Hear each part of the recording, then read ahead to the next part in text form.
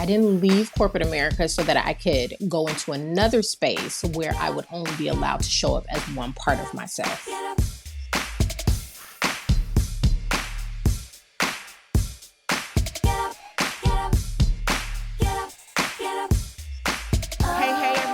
Welcome back to the ride. The mothership has landed, and you're inside the Black Woman Magic Room with the greatest podcast on earth. How y'all like the introduction? That was really good. It was strong. It was strong. Nikisha, I'm going for your approval. I mean, Nikisha, GPO is growing on me. Oh, it's growing on me. I will say. After like 6 seasons. I mean, GPO is recent. Relatively. Why you don't want my approval? I mean, was I just too quick to give it? The bitch should have worked harder. I feel like Nikisha is the top. Ooh, hit the mic. Y'all gonna see that on YouTube. Uh-oh. We have not even been drinking. Well, I haven't. Have you had some mimosas over there? This is tea. I need a drink. But Nikisha is, the toughest critic. Nikisha is the toughest critic. So I was asking for her. I resemble that remark. All right. It's growing on me. That's my final answer. I was asking for her approval. So this episode will be our first episode to be on YouTube where y'all will be able to see us, recording the podcast. So I would like to reference the first podcast when we explained to y'all that it was Tyra Banks, episode 1, season 1, so that it may take us a while to get our faces together for this live shit. Yeah. We're currently like wondering where to look, and so you see me looking at me, which is a habit, and then Nikisha, and then Chris. So eyes may be bobbling around. We will be so professional in like 20 episodes. Couple more seasons. Are you too? We'll have it together. It's weird because usually I'm doing other stuff like while we're recording, and I can't do that now because people will be able to see. So all I our didn't. business, like y'all see me trying to turn up this volume right now. I think they're gonna just get us a whole lot more. If they didn't know us before, they'll see like what's happening in the glances and the faces. I just gotta remember I'm being watched because I will. You have notes. Also, our facial expressions right here. Okay, I didn't think this through because y'all don't know how terrible I am at my facial expressions. I say just go. If you haven't already, let's do it. Yeah, if you haven't you already, say that till we go, do. Till I ask to be edited out for several minutes. So you'd be like, edit that portion. Please. Where did Nikisha go for 5 minutes of the podcast? Till a kid runs in there and pulls down your dress. Can we show boobs on YouTube? I don't know, because mine are liable to be pulled out at any moment. We can put like a sticker over it. Well, don't make me laugh too hard because I got this new mascara sticker's and ready. I don't know. Okay. I mean, it's supposed to be tested. Oh, where'd she go? Where's she going? With those little eyes. They're so cute. They're so cute. I don't know. Crystal sees a goddamn thing. I just don't want my mascara to start running. It's so cute, your little eyes. I should have gotten some tissue, but I didn't do that. Oh, wait. I have some right here. Y'all know I got allergies. Y'all might see me blow my nose. I mean, it's just a lot of stuff that could happen. I may have. Is there a cute picture that pops up if I hit camera and blow my nose and stuff? We didn't plan this. Season 1, episode 1. No, but you can just go off your camera like this. No, no, like this, like this. No, not like that either. Like that. Okay, like okay, the professional way. Yes. Okay, because I was like, you know what? The people are gonna be commenting. And then you were here. You were here like me, but so you this is also pre-production. Y'all shouldn't be hearing about this. But what if I got a sneeze too? You said don't mute your mic. Can I mute my mic in case of a sneeze? That's when we were in Zoom, so I think you'll be okay to mute it. Okay, I think you'll be okay. I think this is the point where the people These are all like questions I should have asked before. No, but the people didn't occur to me till action started. Okay, they're chatting to us right now. You know what? Never mind. Just go back to Zoom, y'all. This is we don't need all this. We don't need any of this. This is a lot. No. It looks like I'm sweating, but I'm not.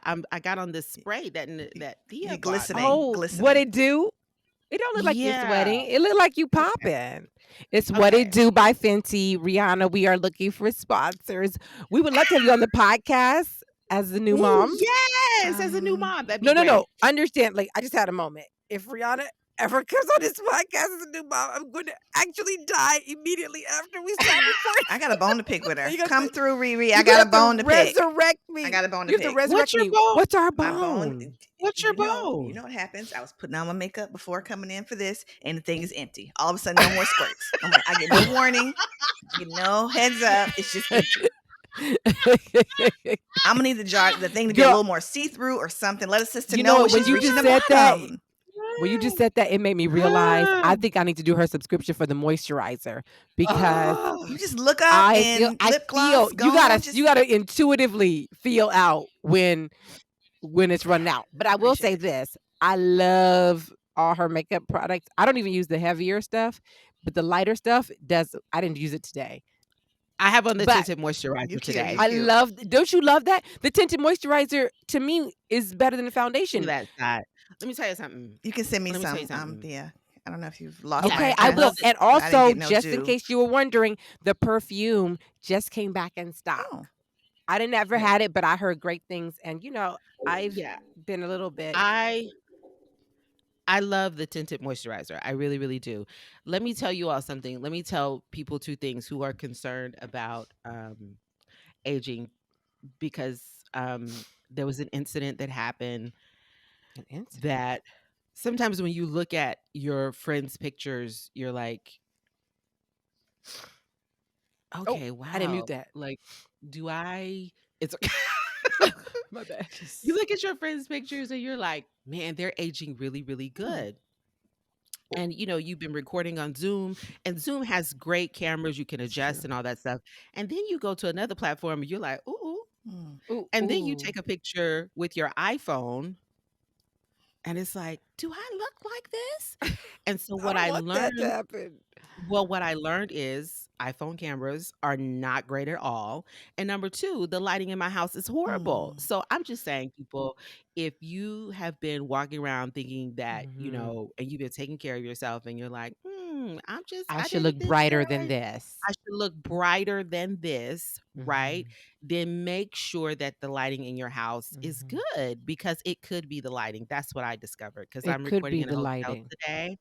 And your lighting is amazing. It could also be the colonizers in your bloodline. Ooh, I mean, I would just like to keep it that's real. so absolutely true. Sometimes. Well, so here's a question, Black people. No. Here's the thing, though. I couldn't have that moment. I couldn't. I'll let you have it. Colonizers ruin everything. I'll let you have That's it. the moral of that story. But we need to add in the fact that many of us on this podcast. So Angela Bassett basically ain't got no motherfucking colonizers in her. Like, so the science of what you just said means to me, we can tell by who's aging well. I mean, aside from brown liquor, because we know brown liquor, Black people don't mix.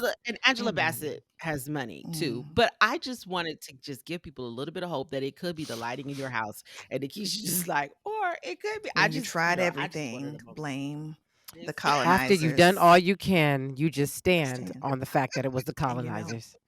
Okay, party people. It affects everything. Everything. Okay. So, I'm sorry. welcome to our first YouTube. Welcome to our first YouTube. Okay, so we didn't introduce ourselves. Okay, let's roll. I'm looking at the script. Maybe I should move it over here so that I don't look like I'm looking at the script. How y'all feel about this? I don't know, because I'm going to be looking over here at the script. Okay, let's remove it. I am Crystal Tennille Irby, mother of 4. I am Thea Monier, mother of 3. It's not a trick question. It's not a trick question. And we go, that's that. I am Nikisha Killings, also mother of 4. We have a regular show today. So we will start with our responsive reading from the Black Woman Magic card deck, and then we'll move into our church announcements, followed by our mac and cheese. And we have a guest that I'm super, super excited about. I call her the queen of getting folks together, also known as Nikki Blak. And we will end with Black Mama Say, in which we're going to respond to a listener letter. So let's jump into our responsive reading. So I need to explain responsive reading, and let me tell you why. So my sister was listening to the podcast with my niece, and her and her husband laughed when it was like, "Oh, they have a responsive reading," and she was like, my niece was like, "What is that?" And my sister and her husband were like, "Oh wow, like they go to like a modern quote unquote church, so they don't have responsive Oh. reading." Mm. And it's a mixed church, so it's not like just, a Black church. So, for the youngsters out there, responsive reading is when you would go to church, In the Black there would church, at be least. like when you went to the Black church, I don't even know where they got them from because all of them weren't Bible verses, but the pastor would No, say it was something. And The I'll pastor tell would y'all what it sounded like in the Lutheran church after they tell you what it sounded like in the Okay. Black church. So the pastor would say something, and it would be in your bulletin.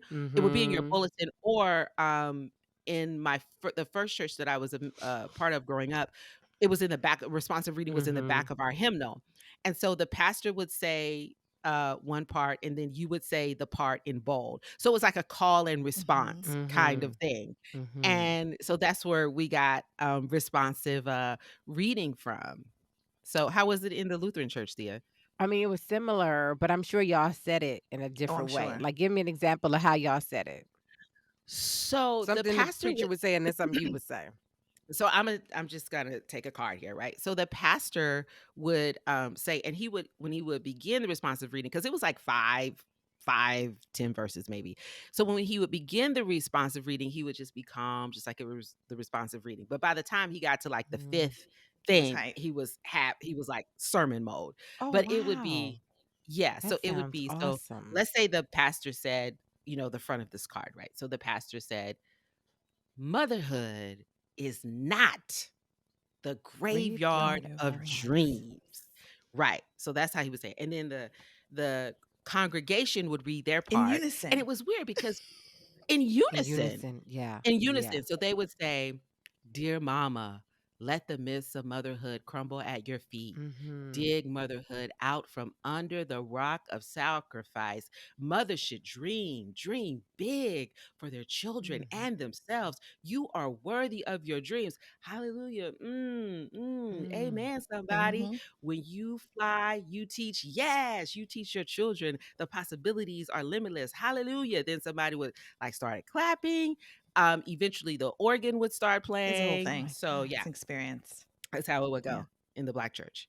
How's Yeah. that compare to the Lutheran experience? I was raised Lutheran.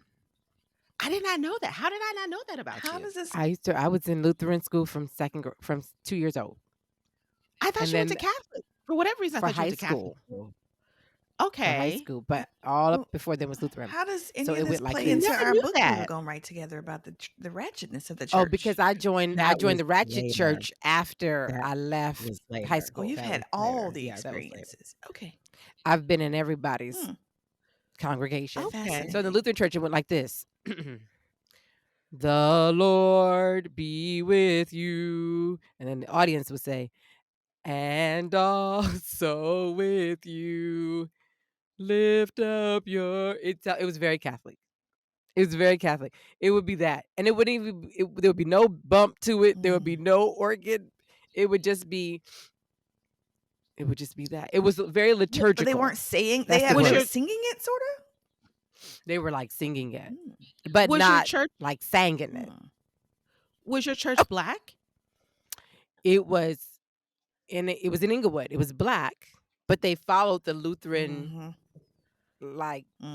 Now we did eventually get, over time we modernized a little bit, and we did get a wonderful gay choir director who brought us a little bit further into the future, but when your soloists are always the elders, no offense, I cannot imagine what that transition because must have been like with that new choir because director. People don't they, wanna talk about would be it. offended People if they don't didn't wanna get the talk about it, right? solos, Right. People don't wanna talk right? about that, but it's true. Whether It's or true. not they could sing, Mm. and I mean for them, like a rocking song was like, I Yeah. can't even think of And one. And sometimes elders think because they've been in the church so long, like they'll say, well, I've been in the church this amount of time, then that should guarantee them a solo. And the truth is, In this case, it really I love my dad. Is my dad a vocalist? No, but my dad got a solo at a certain point. Mm. He was a deacon, and I was like, he was practicing my dad forever, was and he was deacon. he was a That was- deacon. I mean, that says a lot. We know our dads, Mm. and it's so, and he was, and I remember him practicing for it. He was so excited.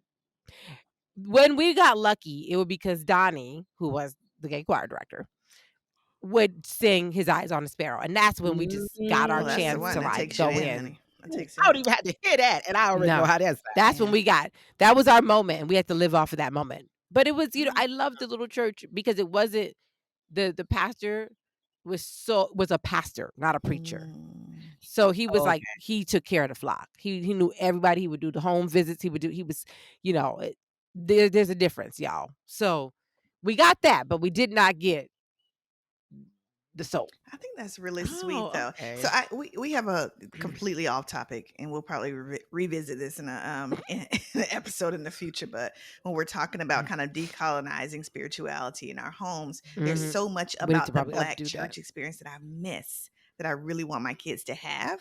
Yeah, But there's so yeah, much that comes with it that Same. I also am like, yeah. Same. Yeah. it's a tough Same. place The to praise be. and worship. Mhm. The praise and The praise worship. I and turn on our worship. gospel. They're like, And "What is that song, Mom? What are they saying?" I'm like, "Damn it! Oh, Oh, I well, know. I want you to know I this stuff." do play a lot of. Yeah. I Mhm. intentionally play a lot of gospel in my house and a lot of old gospel for that reason. And Rashad puts our kids to bed at night, and Rashad is a Negro spiritualist. Like Rashad knows all of the Negro spirituals. Whatever they sang on the Underground Railroad to get them north, he knows the song. So when he's putting them to bed, that's what he sings to them. He'll sing A an Negro old spiritual? Negro spiritual. Such as, Yeah, they know precious. They know Precious Lord. They know wow, wow, that is I can't even old. think of them That's now off the top of my old. head. That's But deep. That's a yeah, good one. they know like but I intentionally play gospel in my house for that reason because I want them to know the old songs, but I also want them to know like the feel of gospel music as well. And there's so many other things that go on in the Black church that are a reflection of our Yeah. culture that you can't Yeah. necessarily get anywhere else. So I feel you on That's that, true. Anywhere Nisha. else, I really miss it. Yeah, And I feel you it's an on that. ongoing tough Yeah. conversation. I said we need a support group for Black parents trying to do this Yeah. differently. And I just wish that there were Black spiritual places outside that weren't Same. necessarily Mhm. the church, but that there were just like Black spiritual spaces that held that culture, Same. So yeah, Same. Without all the other stuff. without all the other Yeah. stuff. So do we want to go with that card for our responsive reading? I think You that was you a Yeah. kind good of read card. it. Yeah. Let's do Okay, it. so All right. okay, so yeah, so that'll be our card. That card was uh motherhood is not It's the kind of our The graveyard graveyard signature of our card. dreams. That's the one. That really is our signature card. I was thinking that too. That is card 25. So the number for that is 7, right? Mhm. Mhm. That's perfect. Number for Mhm. that is 7. So motherhood is not the graveyard of our dreams. There's the card, party 7 is people. Yemaya's number 2. Yeah. Mhm. Okay, so that is our responsive reading. That leads us into the church announcement. And that's actually a perfect card to lead us into the church announcements because my first church announcement is that Black Mama Creative Week is coming up in June, June 24th through the 30th, the last 7 days of the month. We celebrate Black Mama Creatives, we celebrate Black imagination because we believe that motherhood is not the graveyard of our dreams and expanding our imagination is a path to liberation. And we believe that Black people did not survive did not survive because of our ability to endure pain, but we survived because we are a innovative and creative people. So we celebrate that the last 7 days of June. My next church Mhm. announcement is that we will be at Black Pod Festival in the Mhm. ATL, I'm and we'll excited be about that. speaking there. I'm really, really excited to support Black Pod Collective, who puts on Black Pod Festival. Um, Excited to support a Black woman who founded Black Pod Collective, Mhm. Ona, and just really excited to speak about podcasting in a Black space. So we will be there May 28th through the 29th. Tickets are on sale now. So get your tickets. We always say, where are the spaces where Black people are coming together and building? And so when those spaces are created, we have to support them. We have to help them stay sustainable. My last announcement, I'm really, really excited about this, is my co-host might be excited about this too, because I didn't tell him about this. Our Magic Evermore boxes are on sale. So the Magic Evermore box, is a box. The intention of this box is for Black mamas to honor the light within themselves. The items inside the Magic Evermore box will prepare Black mamas to soak up all the energy of the sun all summer long and remind them of the importance of documenting themselves, the power to manifest the life that you want, and to soften and pour into yourself when your mothership hits rough waters. So that box will contain a full Black Mama Magic card deck. Right now we have the mini decks, but this will have, I think this deck has 54 cards in it. We'll have incense from Smell Good Spa, a Magic Evermore picture frame, a gratitude jar, and some other things. The biggest thing is that it's an investment in yourself, and it's also an investment in this platform to help this platform be sustainable, to help this platform expand. And we're 3 Black women who are actively curating spaces of healing, liberation, and creativity for Black folks. So that's the greatest thing about it. And if you order by June 1st, you'll get the discounted price. And after June 1st, the price will go up. So that link will be in our show notes. So those are my that's church super exciting. announcements. Nice. And I don't have any personal church announcements. And I'm glad about that because I think I was all mine are booked personal. I was booked and busy, and it didn't feel good. So I'm glad that the month of May is going to be a little bit more Calm. calm, and I can really get into my home and start decorating my new home. So yeah. I always welcome those periods of rest when it's been a little bit too crazy. So I know exactly how you feel. Yeah. I'm entering a brief season of rest as well, so I don't have much to report. Other than I invite everyone to join Nikki and Nikki's next Say Less. Will be happening right after this episode drops. Catch us on Monday the 16th for our PM edition. That's at 9 Eastern, 9 p.m. Eastern, and we'll rock it till midnight. And it's just a cool space. It's good music, good energy, really, really supportive and encouraging. You can come work on your passion project. You can, tick down that to-do list, do maintenance, whatever you need to do in your business. You can sit and dream ahead for the future, but you owe it to yourself to set aside some time in the blackest, most productive space on the net. We'll see you there. I love it. I like that. That's a good. good tagline. That is good. That's a great I know I come with tagline. them. It made me want to go. See? Yeah, you need to add Okay. that. Add that to the description. That's a good tagline. Yeah, that's good. That's good. That's all for you, That's all Nikisha? I got. Okay. I see the Atlas is doing big things. I see folks is buying and stuff. She's doing things. I will be cheering you all on at Podfest. I am not yet comfortable traveling, but I will be seen in these streets in September. Y'all will see me in these streets at events beginning in September. That's exciting. What, Crystal? What? Okay. You got thoughts? I mean, I'm not gonna, You about to bring up a trip to what you about to? No, I'm not gonna do that. I wasn't gonna do that. What were you doing? I wasn't gonna do that. I was just, hoping that you would, join us and, we do a little meetup. But if you don't feel comfortable, I don't want to be known for forcing nobody. We're gonna see. That's white supremacy. We're gonna keep our eye on these Florida numbers because right now it's a little sketch out here in these you ain't never gonna leave your house in Florida. Yeah, I don't think you can go by the Florida numbers. You can't go by the Florida numbers. I don't think you can go by the Florida numbers. My nigga, if you're going by the Florida numbers. It's y'all gonna have COVID 100 years from now when the next plague and hits. we'll never admit it. And we'll never ever. Everybody's like, oh, it's just a cold. Don't worry about it. It's just a cold. And then everybody got that cold. Yeah, I And some people mean, right. hospitalized. You might be safer in an airport. Probably. Yeah, you can't say gay in Florida. I You mean, can't. not that South Carolina's probably soon behind, but we ain't past that shit Can't say yet. woke. So Can't say gay. Can't. For the first time, we ain't the ones. We're out here we ain't fighting the with Mickey ones. Mouse. It's a whole thing. Y'all don't come here. Don't come here yet. Yeah. But yeah, Okay. we'll see. Well, we'll talk after the recording. I got some little ideas. Okay. We'll see. Maybe I'll drive. We'll see. Planes ain't safe no Okay. more. Okay, here we go, y'all. Here we go. Oh here we no, go. no. Yes. I am in a season of rapid change, and I mean, I don't even know myself, Lord. y'all. Okay. What I will tell you is good things are happening. Good amazing creative things are happening. Nothing that I can give like super dates and specifics on, but yes, we'll be at the Black Podfest. And one of the things that you can do to tap in right now is join our sacred text community. So in this world full of negative ass messages all the time, we decided we wanted to send joy messages out once a week to just kind of drop some sunlight on people's phones, just to kind of break it up.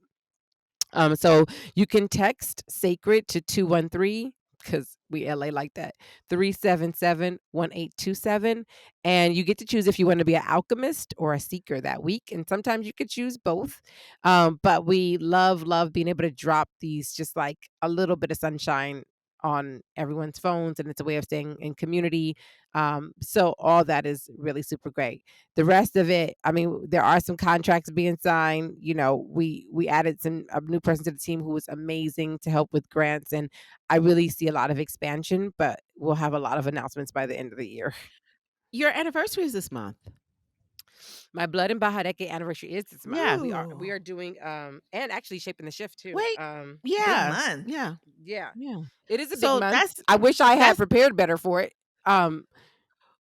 Well, if you don't, we are going to run a special. We're going to run a promotion for the book, and I have a couple events where I'm actually going to be able to be featured as an author coming up, because I really haven't done that since the book release because of COVID. So I'm excited. This year for me, y'all know, my dream has always been to be known and to live as a creative, which I've never had the opportunity to do that. And now that things are shifting, that's all I want to do, is just kind of live by my creativity. So the universe is responding. Things are happening.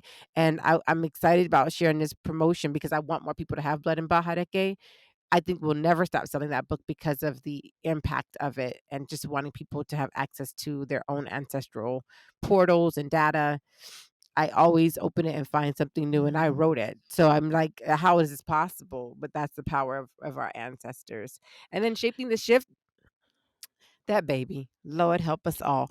Shaping the Shift this is our anniversary. Which is your podcast. This is my podcast. Yeah.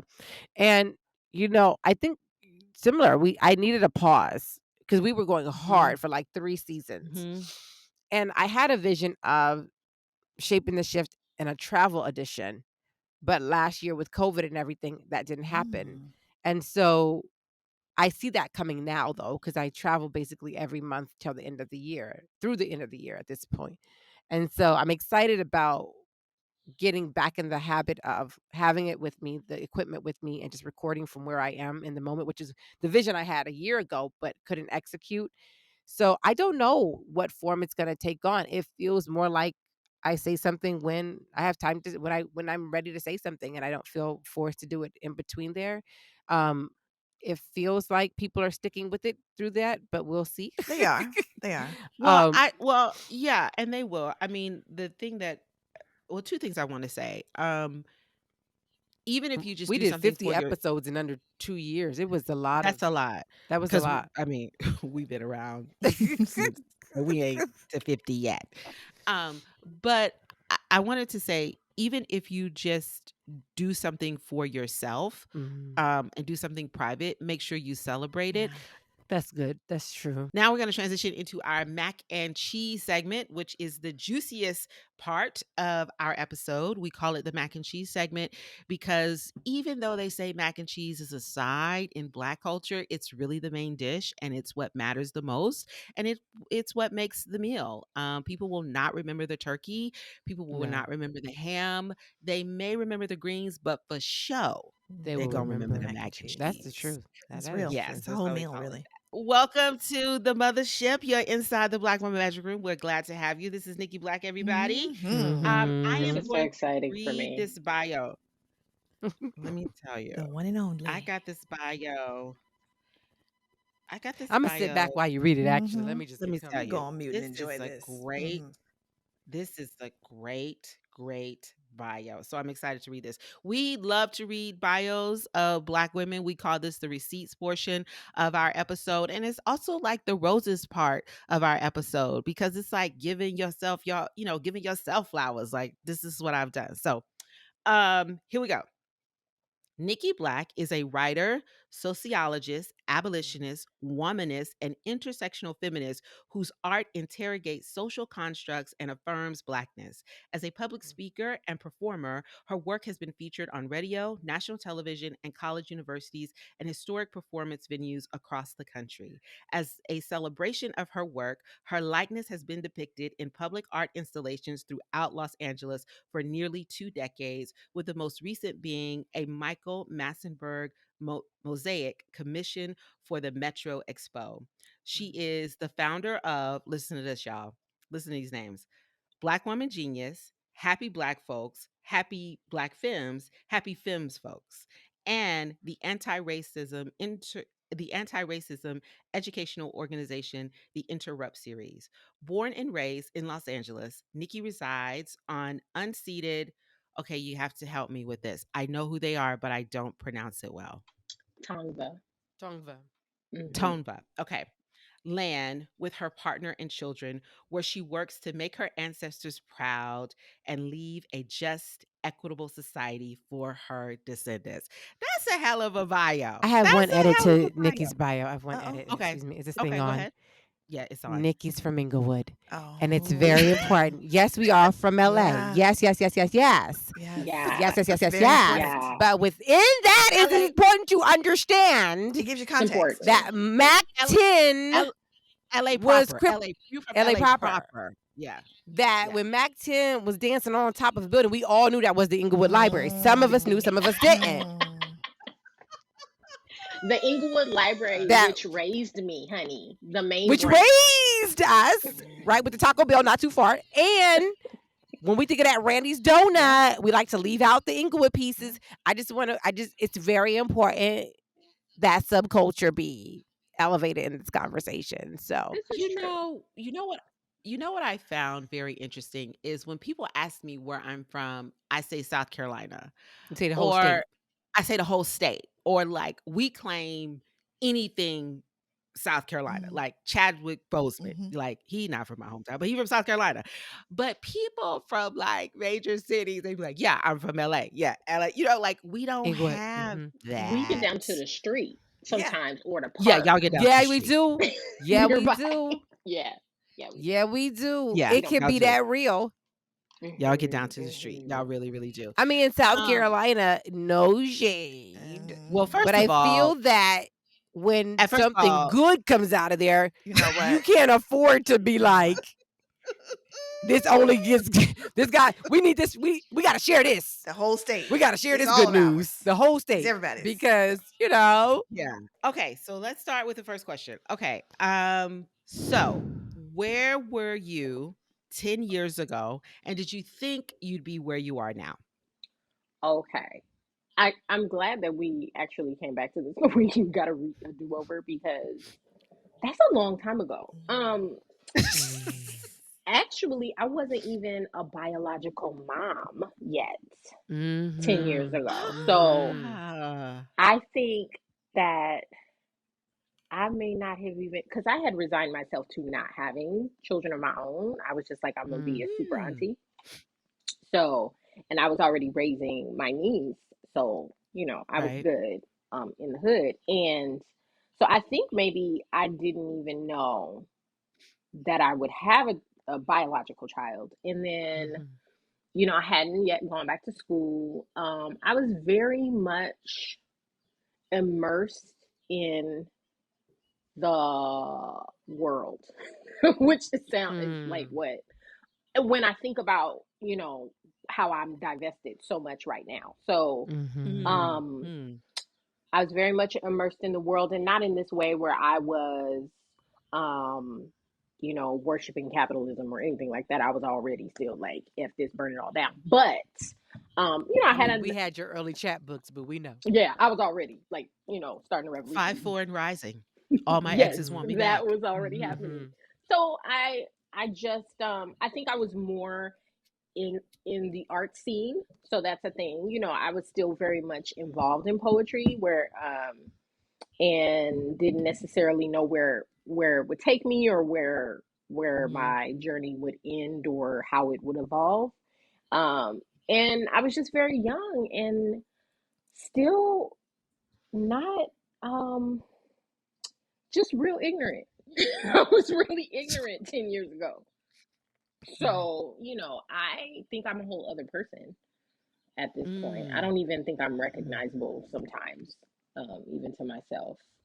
So I didn't think that I would, I thought I would always work a job. I thought I would always possibly. And the thing about that too, like I was saying this to my partner, I've always been an entrepreneur. Actually, though, like I started braiding hair I started doing hair when I was, I almost want to say, in the single digits. Like, I learned how to press my own hair, and then I learned how to use the curling iron. And one of my mom's friends was like, "Girl, you need to give me some Shirley Temples."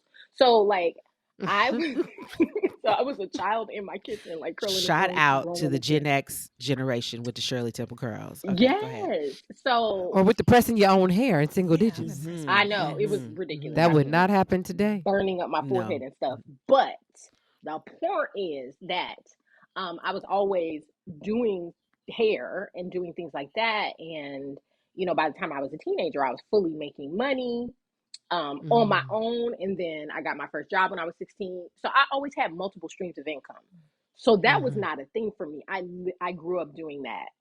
But I just 10 years ago didn't really think that I would like work for myself, or that I would finish school, much less have 2 degrees, much less be looking, at a possible PhD program. I didn't think any of this would be happening. Or So pandemic. that's or pandemic. So that's a great transition to the next question that we have for you is, so I met you through poetry. That's how Thea and I know you. And I've seen a lot of people, well, I'm not going to say that, but I see us expanding from that, right? And so all three of us have expanded from what we originally started doing. Like Nikisha is a lactation consultant, but now she has the Melanated Mammary Atlas. So I see all of us expanding. And so my question is, or if you can just speak about it, like, how can you speak about like that expanding from being a poet to now you create a lot of content on social media about interrupting racism? Because I think all three of us, especially since we started this podcast, like I said, have expanded. And I don't think we ever talk about like that process of this one thing that you thought you were going to be, because I don't know, we couldn't imagine Instagram when we were doing poetry at the Poetry Lounge. You know what I'm saying? Or I don't think we thought we would be podcasters, or when Nikisha started being a lactation consultant, I don't know if she imagined the Atlas. You know what I'm saying? So can you talk about expanding your creativity? I think that most artists are, trained or disciplined or find joy in all different mediums. First of all, like I don't think you're about to find a dancer that doesn't also sing, or a writer that doesn't also paint, or whatever.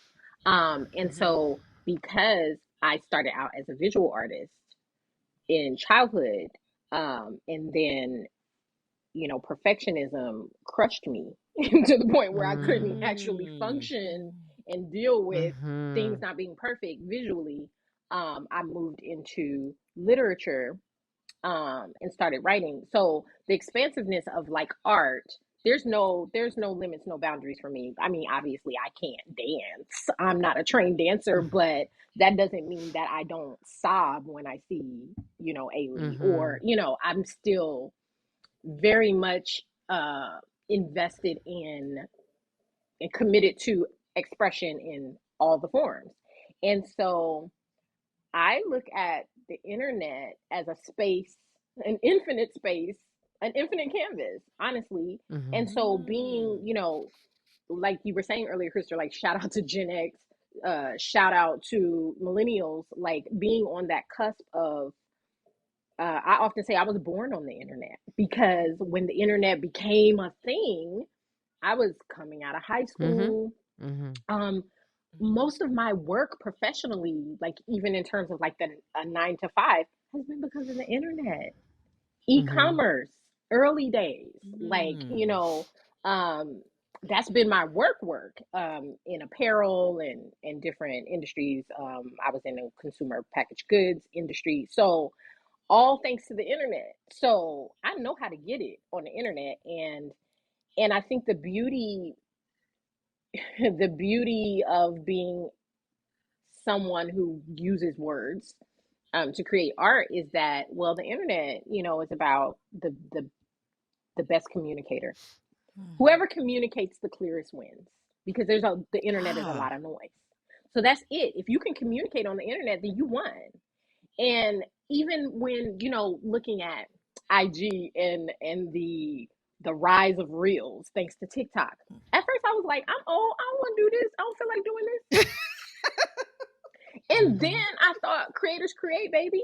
This is actually another medium for you. This is another way for you to tell stories. This is another way for you to educate, and I actually prefer it. It's fun.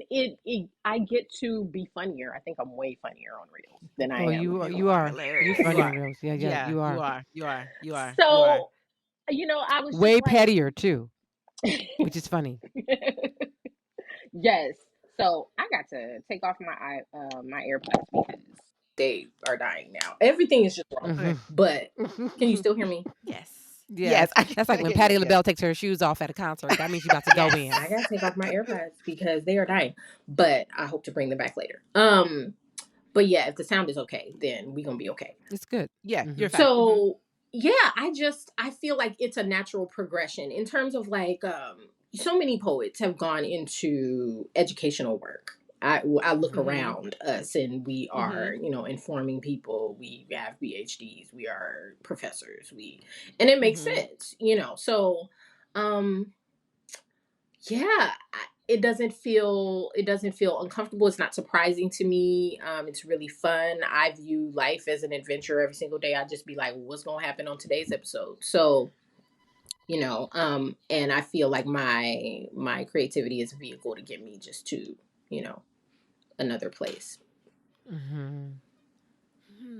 That's really interesting about like social media and the internet, because I think, I mean, myself included, I see it as like it feels like that to me, but looking at it as a like infinite canvas makes me re-envision what can be done there. Yeah. So yeah. Or even, I don't know, I don't have this metaphor, this visual fully fleshed out, but when I think of the internet, for some reason I think of a rushing river. Just, you know, you can get into the stream and you can be carried away and over the waterfall, or you can really enjoy yourself there too. You know, it can be a source of life. It can be a source of recreation. It can be, you know, a way for you to commune with other people right down at the river. And so I think that the thing about social media specifically is that people forget the social part of social media. Its intention is for you to be social. So, you know, people talk about like how social media and the internet is driving people apart. Well, that's because you're not using it as a tool, baby. Like, You're supposed to be using it to bring people together. You can use it as a platform for education. You could use it as a way of, learning about yourself and connecting with people all over the world. I don't know what I would do without I say I love the internet so much because I get to cackle with Black people all over the world. It's such a blessing. It's true. It's true. I feel challenged by it sometimes because I don't want to post content just for the hell of it. I sort of approach it the way I do any of my creative ventures, and y'all will know there's no not always consistency. But I wait until No I'm judgment. moved No to judgment, my say. I sister. appreciate that. No I appreciate you. judgment. Thank you. I see you. I wait until I have something to say and share it then, and then I may go away for a while and come back. That's not the best for if I'm trying to grow my followers or if I'm trying to, reach some sort of goal. But it works for me that I'm able to be present and authentic when I want to be, and go away when I don't want to be, and that's kind of how. What feels most comfortable for me as a creative and as a producer of things. Nikki and I have worked together on social media, so Nikki knows how I is, and I had to. Nikki actually, in talking to Nikki, helps me to accept if it's not my jam too, like to not judge it, because I used to have a judgment for myself if I didn't. Not a couldn't, because we're Black women, so we'll make ourselves do some shit that we don't want to do. But really, that when I hear Nikki talk about the internet, it's like when I always talk about this moment. I was like first year college student, and I was a bio major, and I was in a class, and like they saw something through a microscope, and somebody announced it, and everybody ran over there, and they were so excited, and I was like, yeah, I'm about to go change majors. Because I should be as excited as they are, and I am not. Baby, I'm not there. Baby, I don't feel it. But what Nikki has taught me is that, like, don't judge either thing. Like, I don't judge social media and don't judge yourself. I just have to find people like Nikki to work with me to do that piece, because I'm also in a profession and work that makes me just kind of overwhelmed by people generally. Like I deal with people's problems on an intimate level. And so that's hard to turn off and on, stepping into a stream like the internet. Yeah. But so by removing the judgment piece, which working with Nikki really helped me to do, because I was judging myself for not feeling excited or not feeling, and I would literally threaten to quit it about like every fucking 3 weeks to date, right? But my team would be like, "You can't do that." And I'd be like, "Watch me." But it helped me to realize, like, it is a tool, and I need someone who gets me and gets it, and then can marry those things so that we can still, because what we did do, and understanding some of that stuff, is I love the quality of people in our communities that we caught in our nets from the internet, from social media. The quality. So what I had to do was, and Crystal, you mentioned this, I think it was in the Making Oprah podcast, you shared this with me, that she talked about, and Nikki, you've talked about like the 5% or the 10% that you'll get. I just started to think only about them. I didn't think about anybody else when I was on it. I would only think about, and I would only create for them, my 5 or 10%. And that shifted everything for me. So that's why I don't feel nothing if I don't go on, if I do go on, because I know that the 5 to 10% will be there no matter what. They just love me. So we'll do it. We'll go with whatever. The other ones, I don't worry about. They'll come and go, and they were always going to come and go. So if I was going to cater to them, that was going to be a bad move anyway. Absolutely. That was like some of the best advice I had that you guys gave me. Absolutely. And it's we know this from poetry. Advice. We know this, like, if you are performing and the audience only has 5 people in it, what you gonna be like, well, I'm not going. Like, right. you perform for people that are there. Or from Slam. Slam is the coldest, like Slam really teaches you it's got to be about the art. It's got to be about the work, because I remember I did a poem about sexual assault, and I was in a Slam, and I did a poem about sexual assault, and I think somebody gave me a 2.5. Ooh. And I was like, you triggered. I get it. Yeah, like, wow. And so it really teaches you like you gotta be up there for the art. You gotta be up there because you just want this to be heard. And I can now see how social media and creating content on social media was a natural thing for you because that's the way that you've always seen it. I also think, Thea, that it's so interesting that you feel like you're not good at social media because I think that you're so good at So social media. good. I think you're I think I'm so the good at most social media. random ass. Sometimes they're like, I can't believe No. y'all are still following me. But it's No. real. You're It's I think you're so crazy. it's transparent. It's real. showing us It's all all the parts of yeah. you. I think you're doing a fantastic job for sure. And now I realize why I struggle on social media because you're supposed to be social and So that's what I was thinking. You know what? When you said that, I was like, "What about introverts?" Now, I know that like that's because I think this is important because I think it could be pro and con for introverts too, right? Mhm. Like they can feel. There's a whole thread. If y'all ain't following the yeah. introvert community, I that is watched like him. my I followed him favorite. That is because my I'm an one of my favorite introvert. accounts.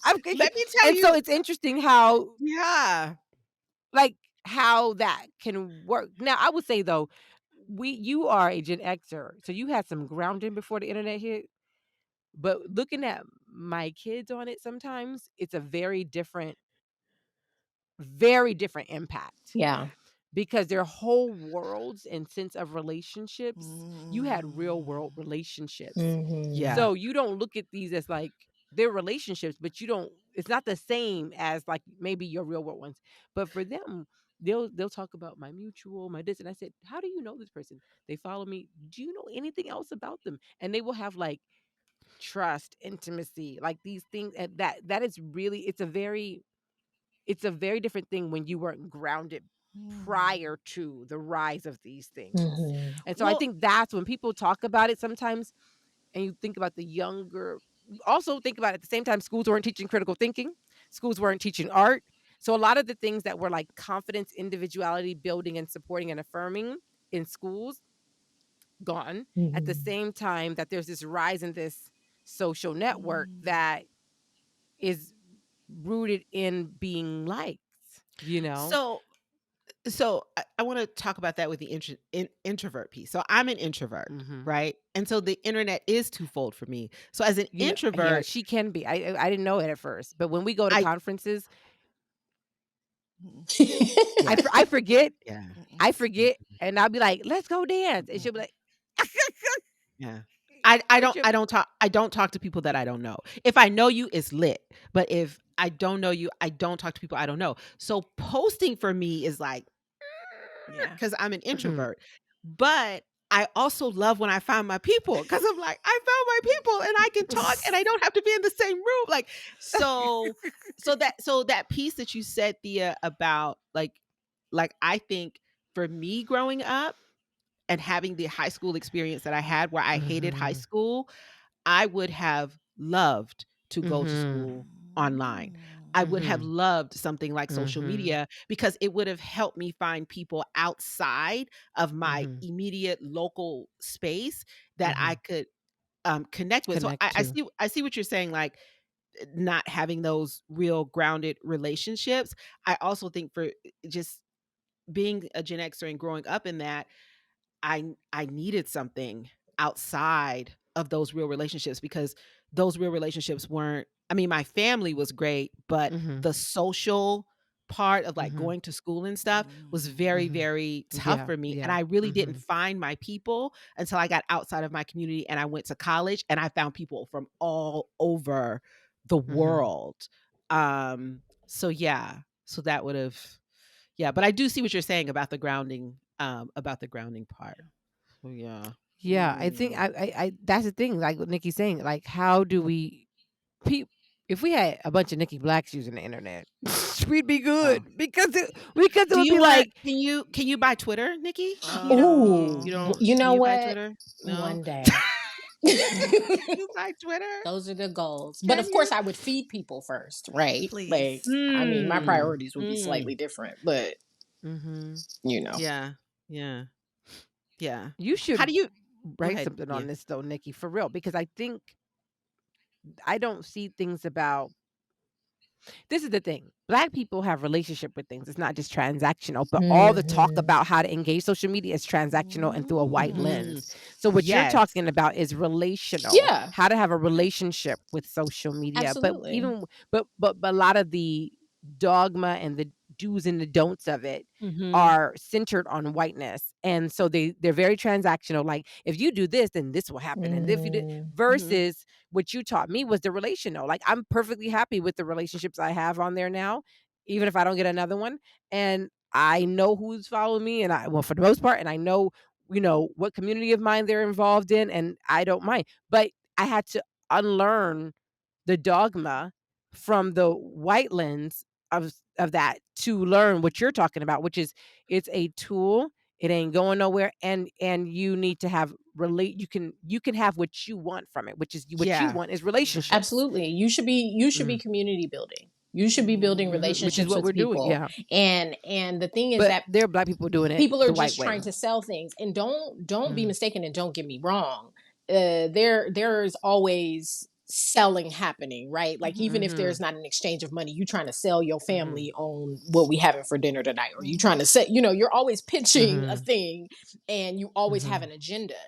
So that's not to be confused or, ignored. But the point is that everything worth having is going to come from your relationships to other people. Community building and people is at the top, should be your top priority, and it's at the top That of should the be why list. you're doing it. That should be your why. Everything that we have, laws, governments, transportation, is for people. So when we start focusing on the thing and not the people, then we are very, very confused. I'm gonna need you to write this book, Nikki. You know what? Yeah, Somebody need to give me that I book deal. remember when Nikki, we could do that too, because Nikki talks about labor, and we'll talk about that in a minute. But I remember when you used to, when you were managing our social media, and you would give us monthly insights, and your question would always be like, so what is this telling you about your relationships? It wouldn't be like, how can you grow this audience? It's like, this is data, this is information. So what is this telling you about the people who want to build relationship with you? And I think that's a very interesting way to look at insights that you can get on social media. So I feel like you're saying, don't ignore the information that you've been given, but don't use it in a transactional way. Like, use it to say, oh, these are the people that want to build a relationship with me. So what can I do? How can I get us in a quote unquote room together? Absolutely. To grow. What's resonating and expand. with them? Okay, I see it. What now. do they Yeah, need? Okay. What, how are you communicating a message? Here's going back to the idea of reels versus, I use a lot of text personally, is that it's a different way of teaching, communicating. You can literally say the same thing in a reel that you did in another, with just using an image or with just using text, but people are going to receive it differently. People learn differently. And so they need to interact with information differently. And so just understanding, like, what is going to be the most beneficial for my community? How am I going to serve the people that are there and not worry about the people that are not there and the people that don't get it?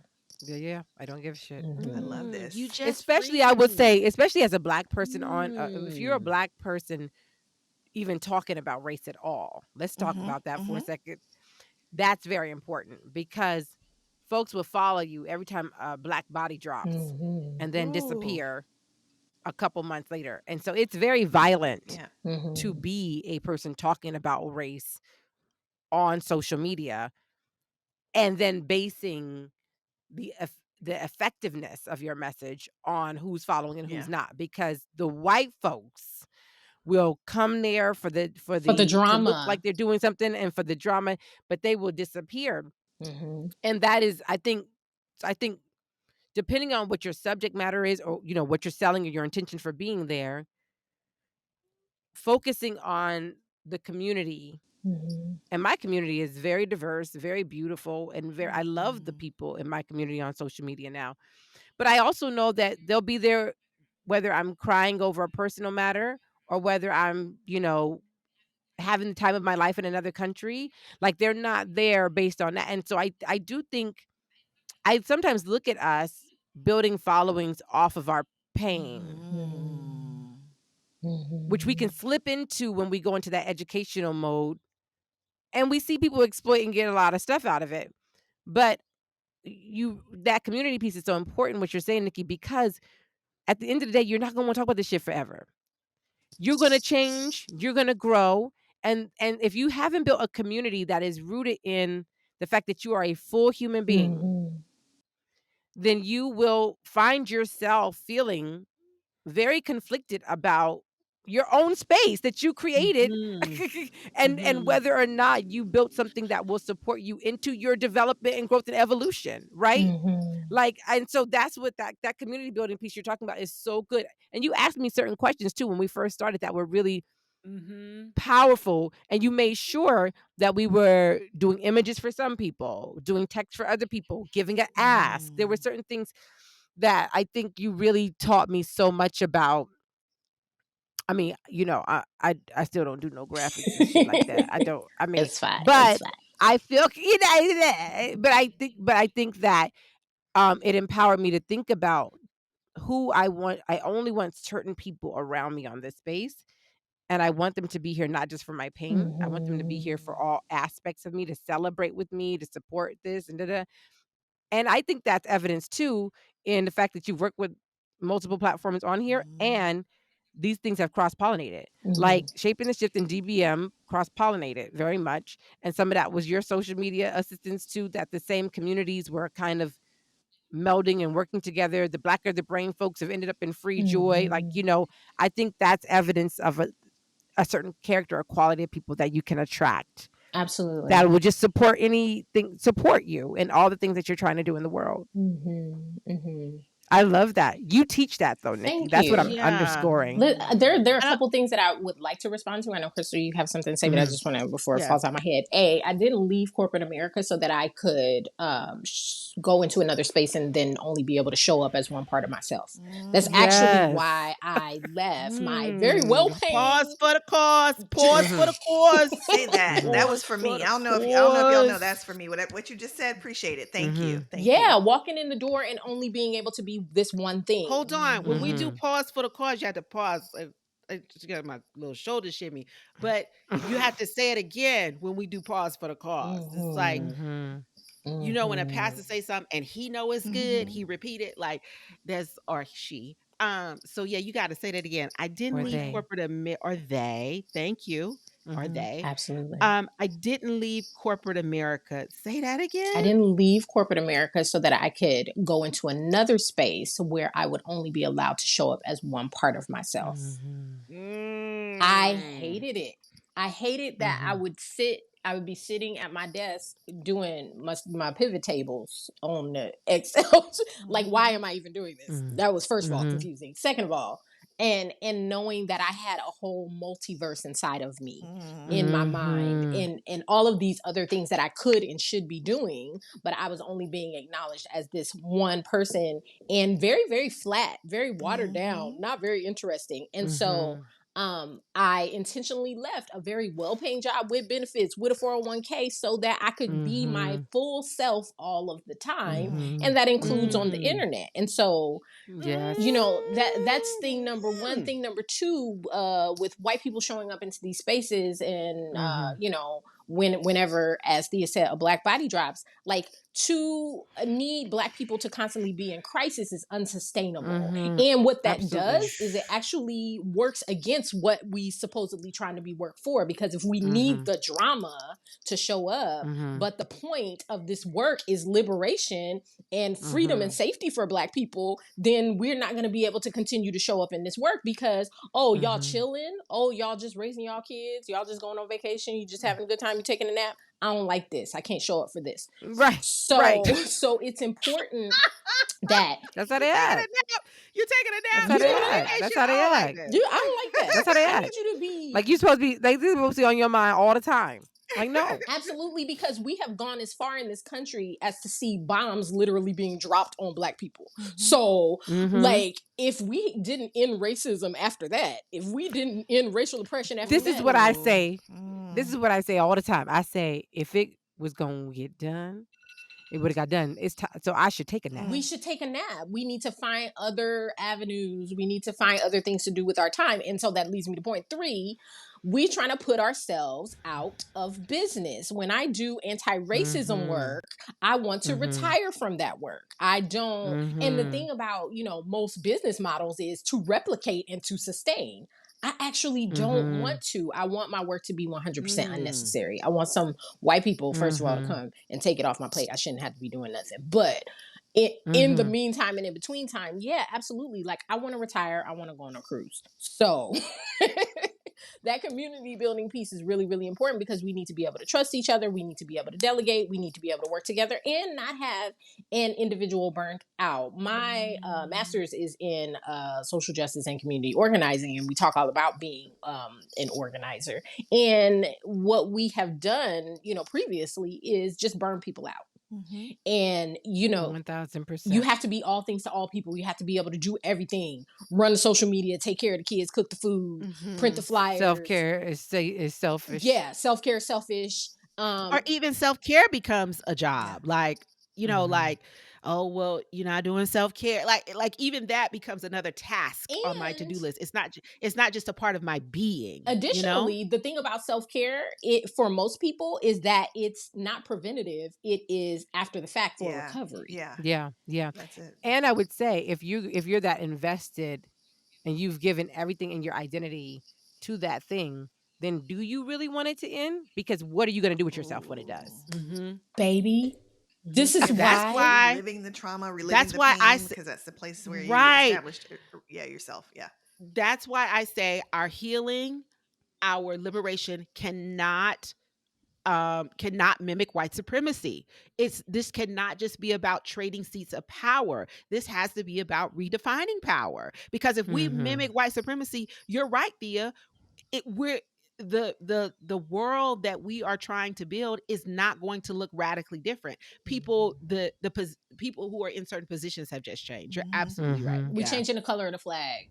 We're changing the color of the people that are doing the oppressing. Because there are some folks where, if racism were to end tomorrow, like literally a flood comes, wipes everybody off, and then everybody's one people, one color, one thing. Somebody whose identity was wrapped up in that will be on the street corner, like, but what about? And it's like, nigga, we done with that.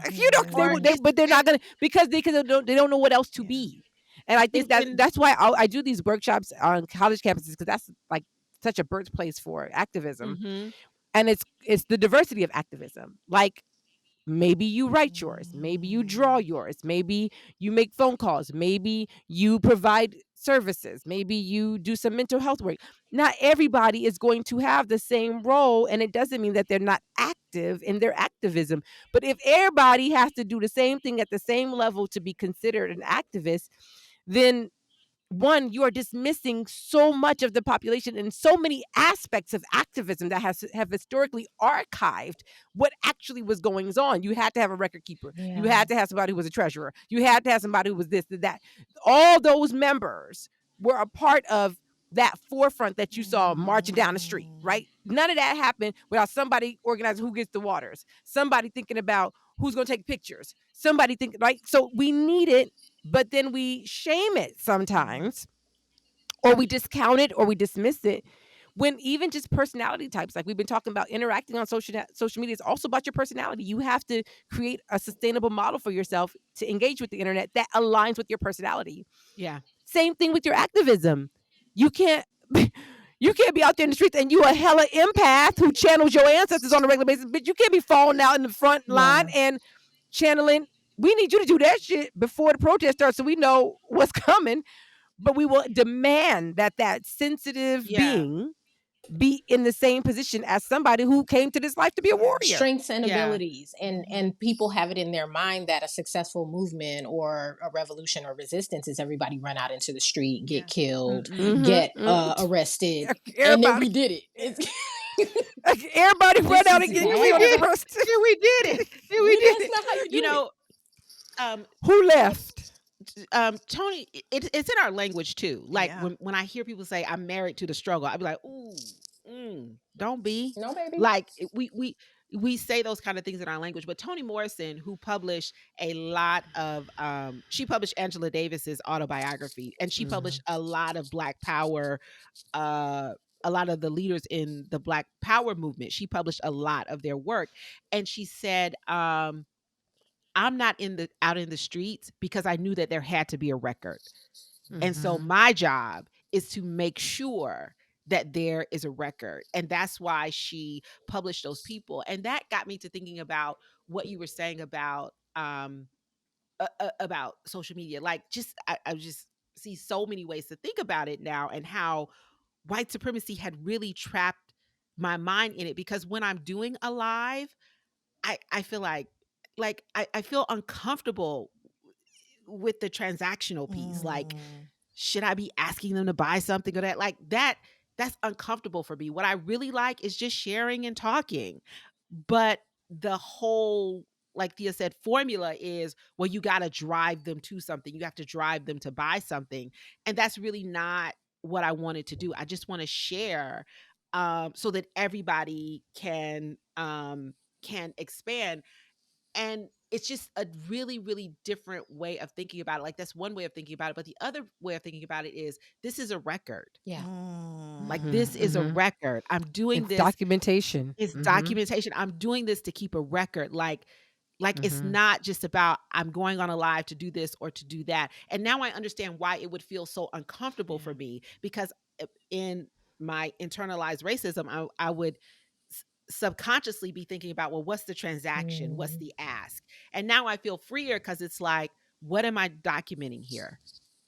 I also want to say, I think that piece is definitely true. I love that. So the internet gives us so many ways to document ourselves. That is actually another one of the mind shifts that has helped me to think of this, like, you got to do a y'all got workshop, hella Nikki. content for me. I can take.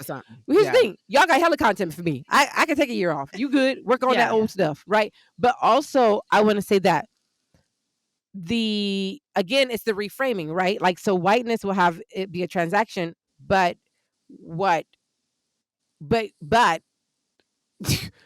putting your Venmo on there is an energy exchange. No, I agree. And well, part of that part of that is to, because we are trying to, in other words, we know that money is ashe, money is energy. You know, my Babalawo is 73 years old, and he'll be like, what are you talking about? No money. Like, what happens with no money? How do you bring calories and OB to your offerings? That don't make no sense. He says Aj is like the highest Orisha, because how do you take care of your other Orisha with no Aj? So I had to unlearn the white version of that, the capitalist version of that. And I had to say, I do expect my community members to energetically exchange with me. And some of that is financial, so that I can continue to provide the thing that is offering them sustenance. And so if I can't walk into any restaurant and say, feed me, and they don't be like, where's the exchange? That's different than a transaction, though. That's an energetic exchange. That's an understanding that, that's actually village. I take care of what feeds me. So if something I say feeds you, feed me. If it doesn't, go on. But if it does, the way there's an exchange.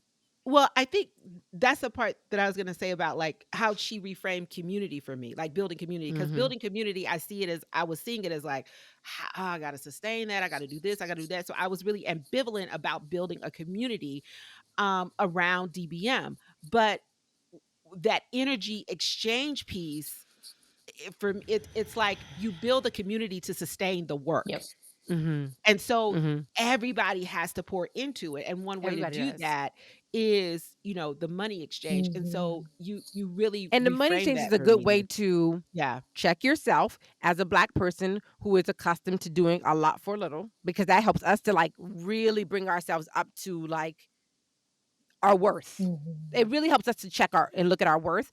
But the other thing it does is it helps me to think of, so with Shape and Shift, I'm going to be real transparent. 50 episodes, and I do them when I feel like it. But the first 3 seasons was, like, very, very methodical. That's how we got through so many episodes, and I loved it. But I remember when we did Shift Shaper, and Nikki can attest to this. We said $9 a month. We didn't make it a subscription. We didn't lock it away. We just said, if this brings you any joy, any life, if it helps you at all, can you donate $9 a month, so that we can sustain this, right? And even though we were getting thousands of listens a month, we did not get. We don't have a lot. We don't have hardly any shift shapers, right? Very minimal.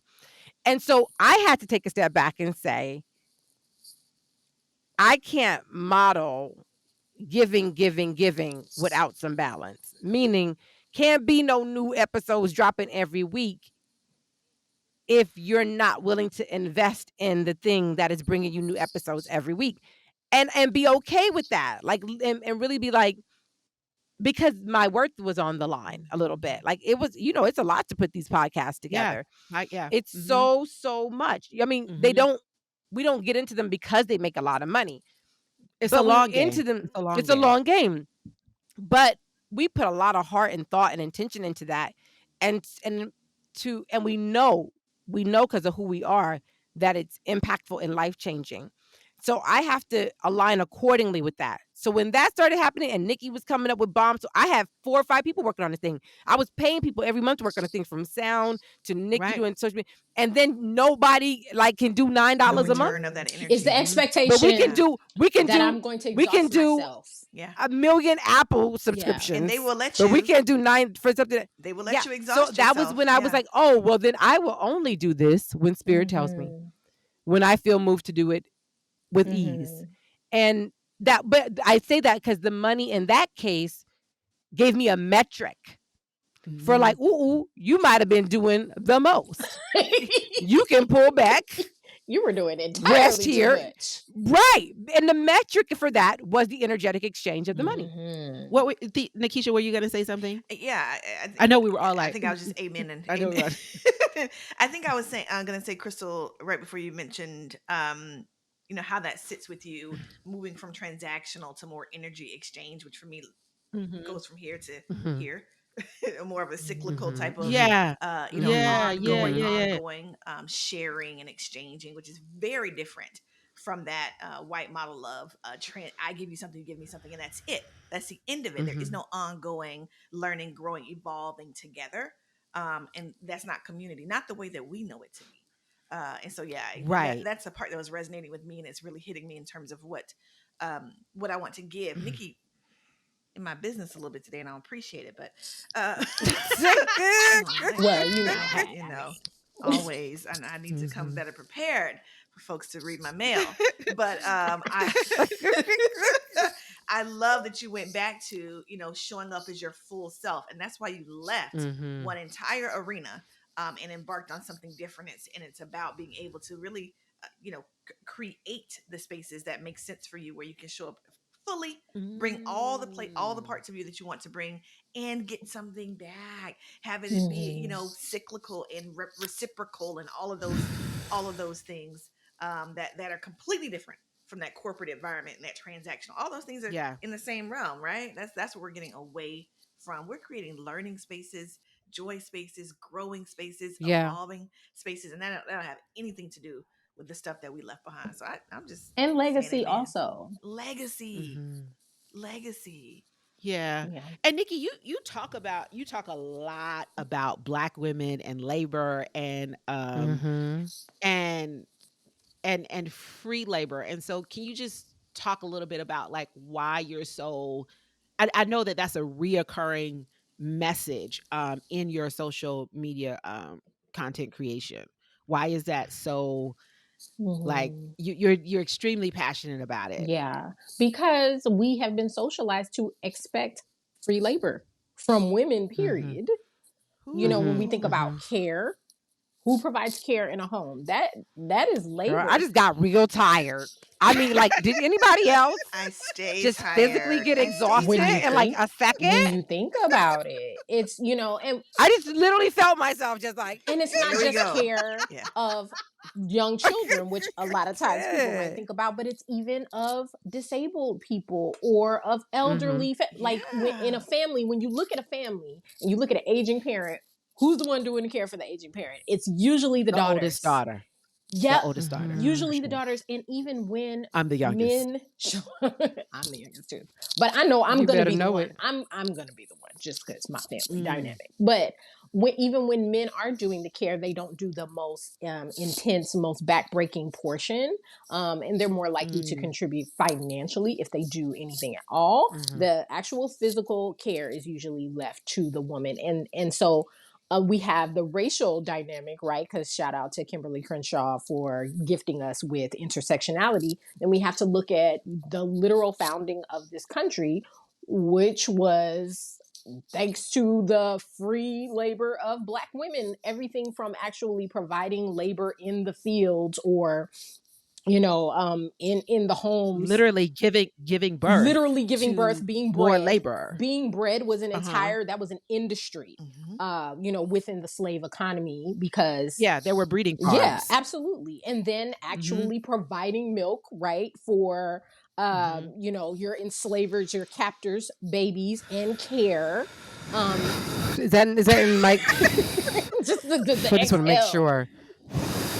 And so when people see Black women, they see free labor. I know they do. Yeah. The reason why they do, and I can prove it over and over again, because instead of this kills me every time. We will be on the internet, okay? The World Wide Web, the gateway to all knowledge, and people will ask me to define a word.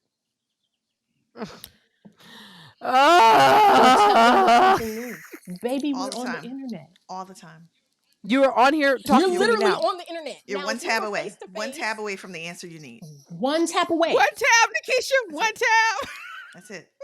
One tab away. You would rather me do this. That's not appropriate. You would rather me exhaust my fingers. That was too much. To type the definition for you. You would rather me do something. Not only do I have to produce the knowledge, right?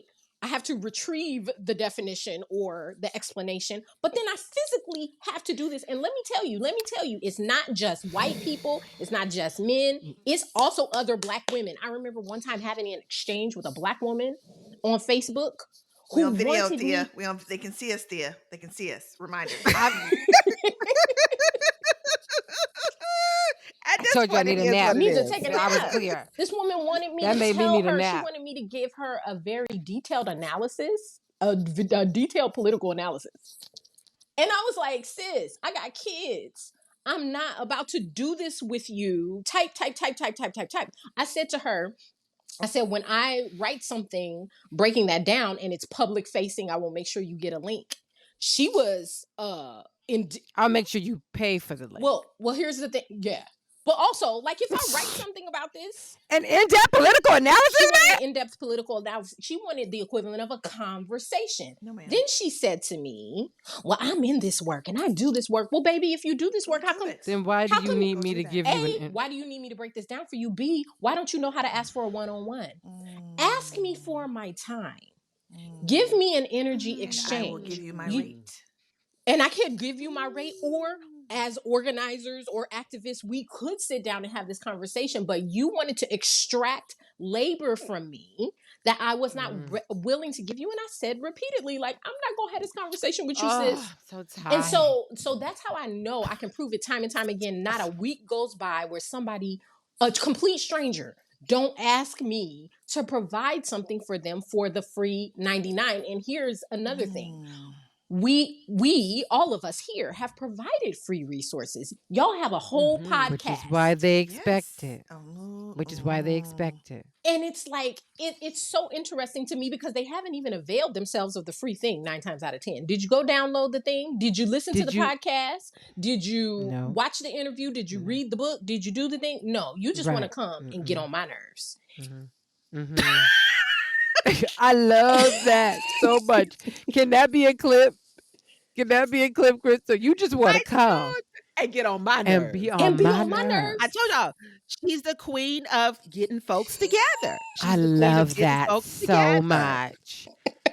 You are. I'm gonna start you can talking have that, like Nikki. This all the time. You can have queen of getting folks together. I don't mind. Thank you can have that. You've crowned me. Nikki, here's my question, yes, because Thea's tired.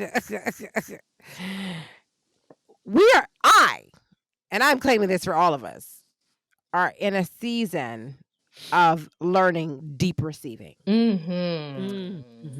Deep. I mean, when I say deep receiving, I just want to sit somewhere with my arms and legs wide open, my mouth Not the wide open, legs. and all of it. Nikisha said, You know, I'm in a "Not the space. legs." Don't talk about it, Nikisha. Okay. And just expect only good things Give it to me. to show up in those crevices. Rain down So, on me. La, la, la, la, la. so, so, What are so we Does talking here's the anybody thing. love What are him? we That's talking my about? favorite part at the end. How can we who have been the doers, activators, generators, producers, creators, givers, providers, shall I go on? The Jehovah Jirehs. The alphas and the omegas. That's the only. That's the. How can Shut up on a Honda. How can we learn how to receive from these internets? How do we really sit in after, like you said, all my logic about there, all my content, a whole canon of data on the internet available to you? How do we learn to just sit in our bodies in that goddess posture? That posture I described was goddess pose. How do we sit in that pose and receive? Because what I have learned about us is our pain tolerance, we got that. We can expand that to no end. That's the sad thing. That's the absolute truth. We can expand our pain tolerance. But I've told everybody, I think I've made it to you, I'm done with pain. I'm actually done. I don't expect to experience any more pain, not just in my lifetime, but in lifetimes after my lifetime and on. Because if pain was a lesson I had to learn, it didn't got learned 5 generations ago. We got that on lock, check the box. What I need to learn now is how to sit, expect deep receiving, and when it comes, not feel uncomfortable, not feel like not make it feel foreign or awkward, but really to just receive. And I think I'm thinking, you're making me think about that. I'm thinking about that, of course, in interpersonal relationships, but there is a relationship with the internet. What should we be receiving? Like, how can it give to us? How can we allow it to give to us in a way and check ourselves on over-giving and overproducing and over-providing, because we're going to do the same thing on these internets that we doing on these streets and we doing in these homes. That's the reality. And we do it. Yeah. We do it. How do we use that as a space of deep receiving? That's my question.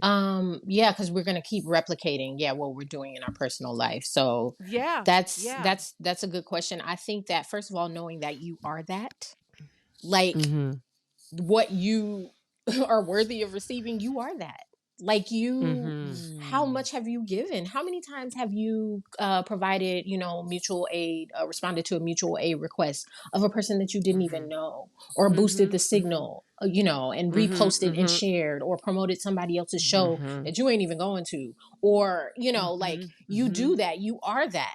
And one of the things that I think about all the time, I was on the verge of dropping out of school. This is when I was in undergrad, because I was thinking about the monies. And typically in my life, I don't allow money to dictate what I do or don't do. And so I just be like, we gonna figure it out. Well, but I was in doubt. I was in, a fear space. And so I was like, I can't incur this debt. I'm gonna drop out of school. And I said something about it on the internet. I remember this. Yeah. I remember this. I said something about it. And Yeah. so many people flooded in. Sonia Renee Taylor, just various people were like, don't quit. But Ebony Janice said, somebody will take care of that for you. Do you not believe that if one of your crew get that money, that they will not alleviate you of that burden, because that's exactly what you would do. So knowing that I am that allows me to receive sometimes even from people that I don't even know, because I know, first of all, how much I've given of my time. That's owed to me. That's the universe using anybody to give it back to me. It doesn't need to be a direct exchange from one entity to another, one person to another, but it's how I can move it around. And so here's another thing, a portion about that I was thinking of a little bit earlier when we were talking about money and commerce and the energy of money. Oftentimes when I receive money for, maybe it's gifted to me, or maybe I've earned this money. I'm always thinking about what Black woman I can give this money Yeah. to, because it's not about the accumulation of or the acquisition of money, but it's actually really about being in the stream and being in the flow of money. And so In the constant flow it's of it. not about like, oh, I don't have. No, it's about what can I pour into? How can I circulate this dollar? And so it's the same thing. It's really the same thing. And so understanding that I am a member of this beloved community. I am an honored, member, and I too deserve care. And so I think that that's thing number one. Thing number two is probably setting, yes, shoulder shimmy. Another thing too is like setting boundaries. Good. Yeah. I love a good boundary. And first of all, a boundary is not a boundary until you communicate it. So you can't just have it in your mind, but you actually have to say this, which is part of the reason why you hear me preaching the sermon about Black women and free labor all the time, because I'm going to make sure that these interwebs know that I have a boundary. And then we think about boundaries in terms of other people, but oftentimes we have to enforce the boundary with ourselves. We the ones that we got to say, okay, now that's enough. So I love a good Toggle app or whatever other time tracking app to limit my amount of time, or to track the amount of time that I'm spending creating, maybe a digital asset. Or what is that called? Toggle. You said Toggle. Toggl. And there are lots of other ones out there. But Toggle, you can use it for the free 99. And okay, now just track your time. First of all, it'll give you an idea of now where your time is going, and then you can make adjustments accordingly. But you can also set it for the Pomodoro method, which is where you only allot yourself a certain amount of time. And so if you're doing something like engagement on the internet, maybe you want to comment on people's posts or respond to DMs, limit the amount of time that you're doing it. Limit the amount of time that you're creating content. Limit the amount of time that you're doing these things, so that you have a boundary.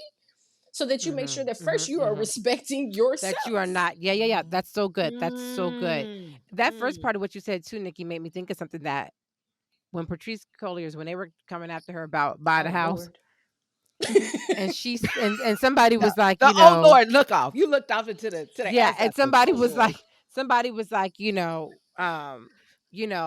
do you do that when these families, you're supposed to represent these families? And she's like, I am these families. Let's not forget that I came I'm into the community this work because I'm the first one that it happened to. I think we forget that.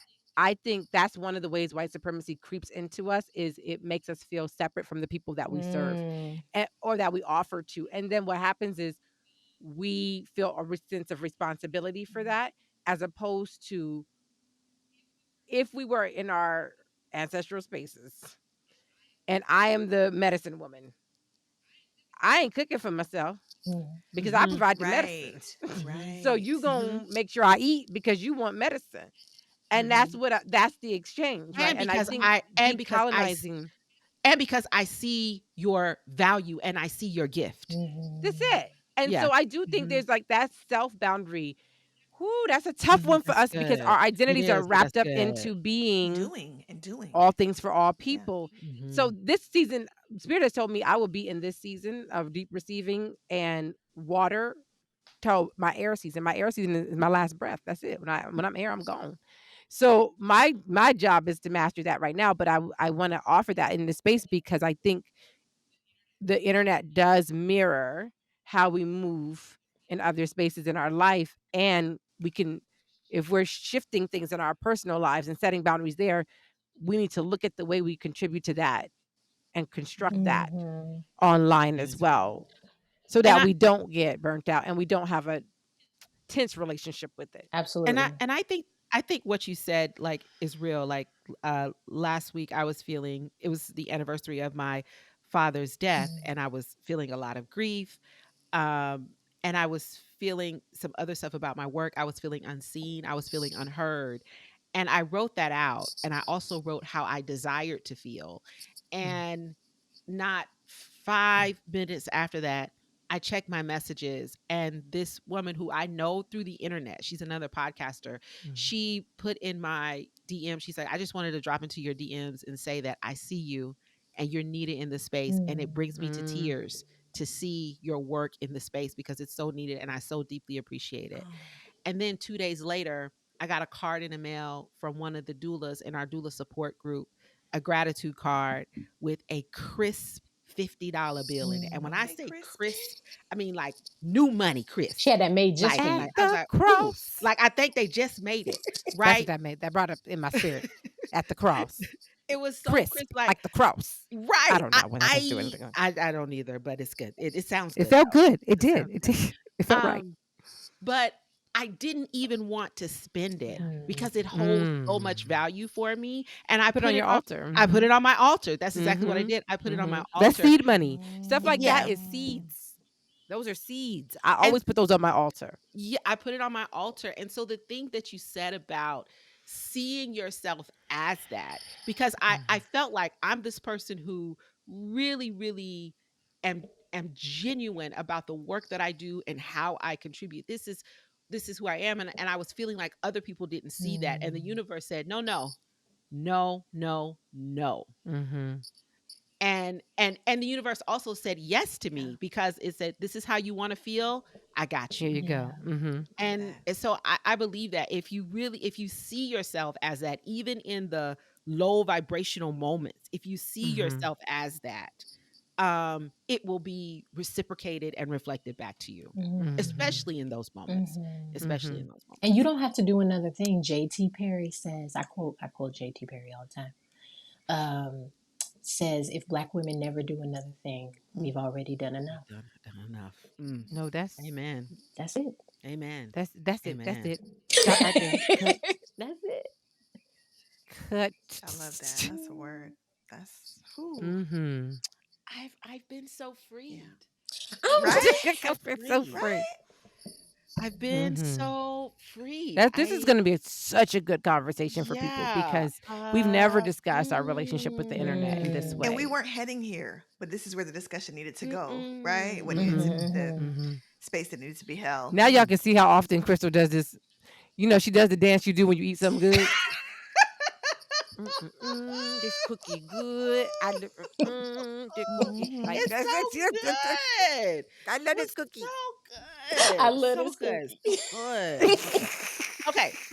So to close out, just two more questions. So to close out. So my first question is, so you in the beginning you said that you didn't see yourself as having biological children. So then tell me, what is the impact that mothering has had on your creativity, and what is the impact mothering has had on your creativity, and how has creativity impacted your motherhood? I think, first of all, there's no hierarchy of motherhood. And so I don't think that becoming a biological mother made me more creative. I would think I was already in that space. And we know that, like, children make you sing, children make you dance, children make you do all the things that, even if that wasn't something that you were already doing, that's going to show up in your life.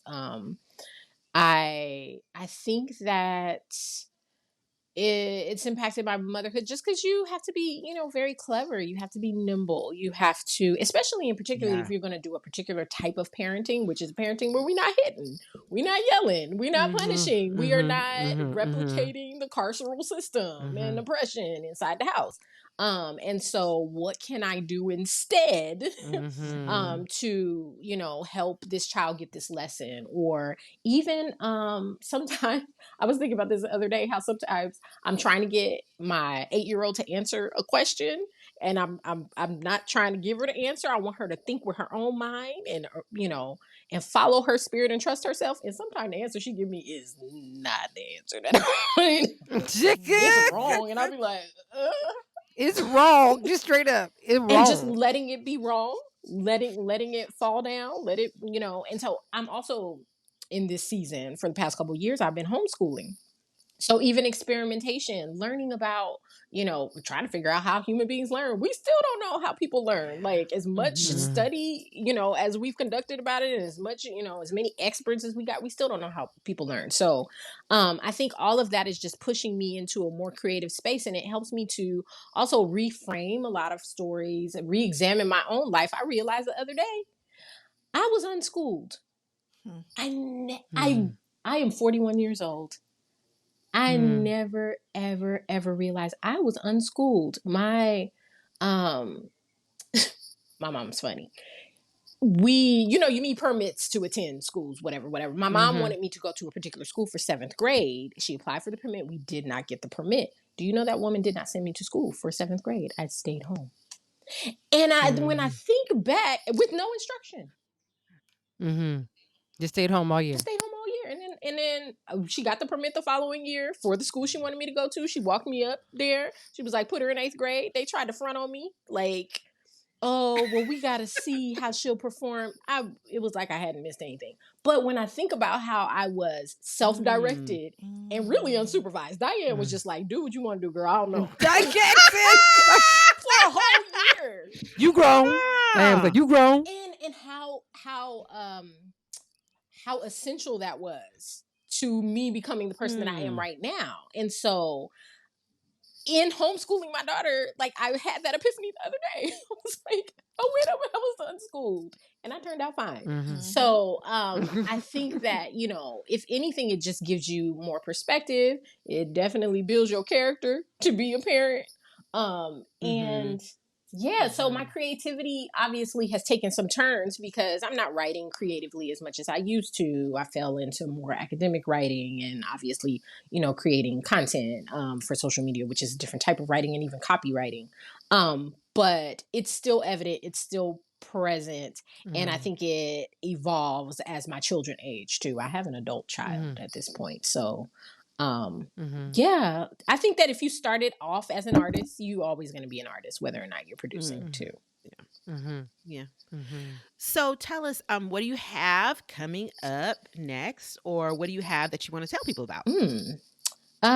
So in the spirit of moving through this work that we don't actually want to sustain in terms of like anti-racism, anti-oppression work, I was asking myself the question, what would happen, tomorrow if all of these systems and isms were no more, and how would we feel, and how would we show up specifically as Black people, specifically as women who are really, a lot of our identity is in our struggle.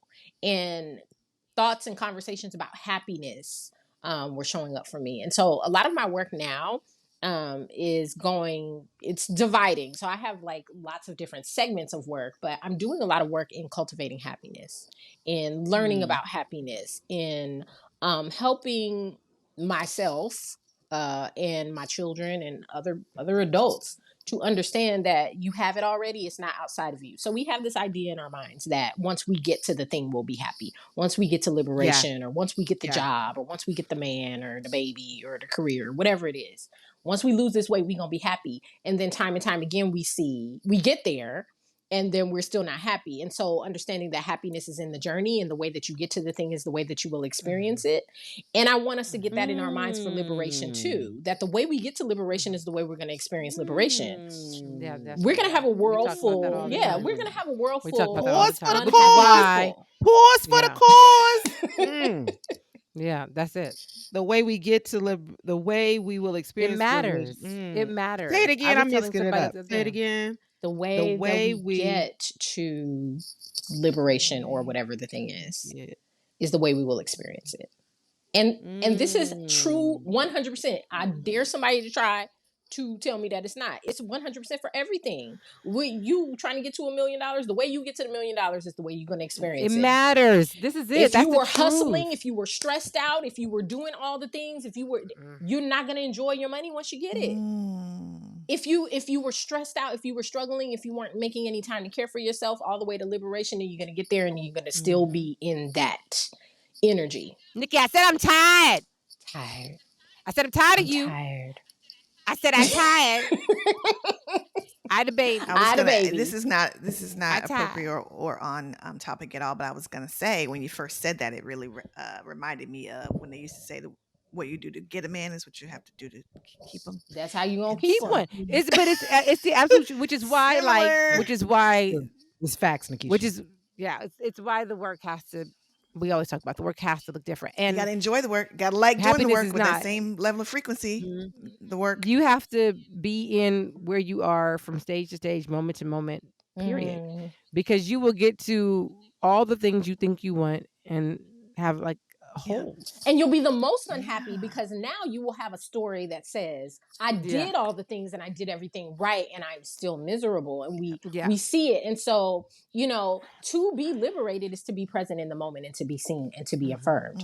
Ruth Wilson Gilmore talks about abolition being about presence, not about absence.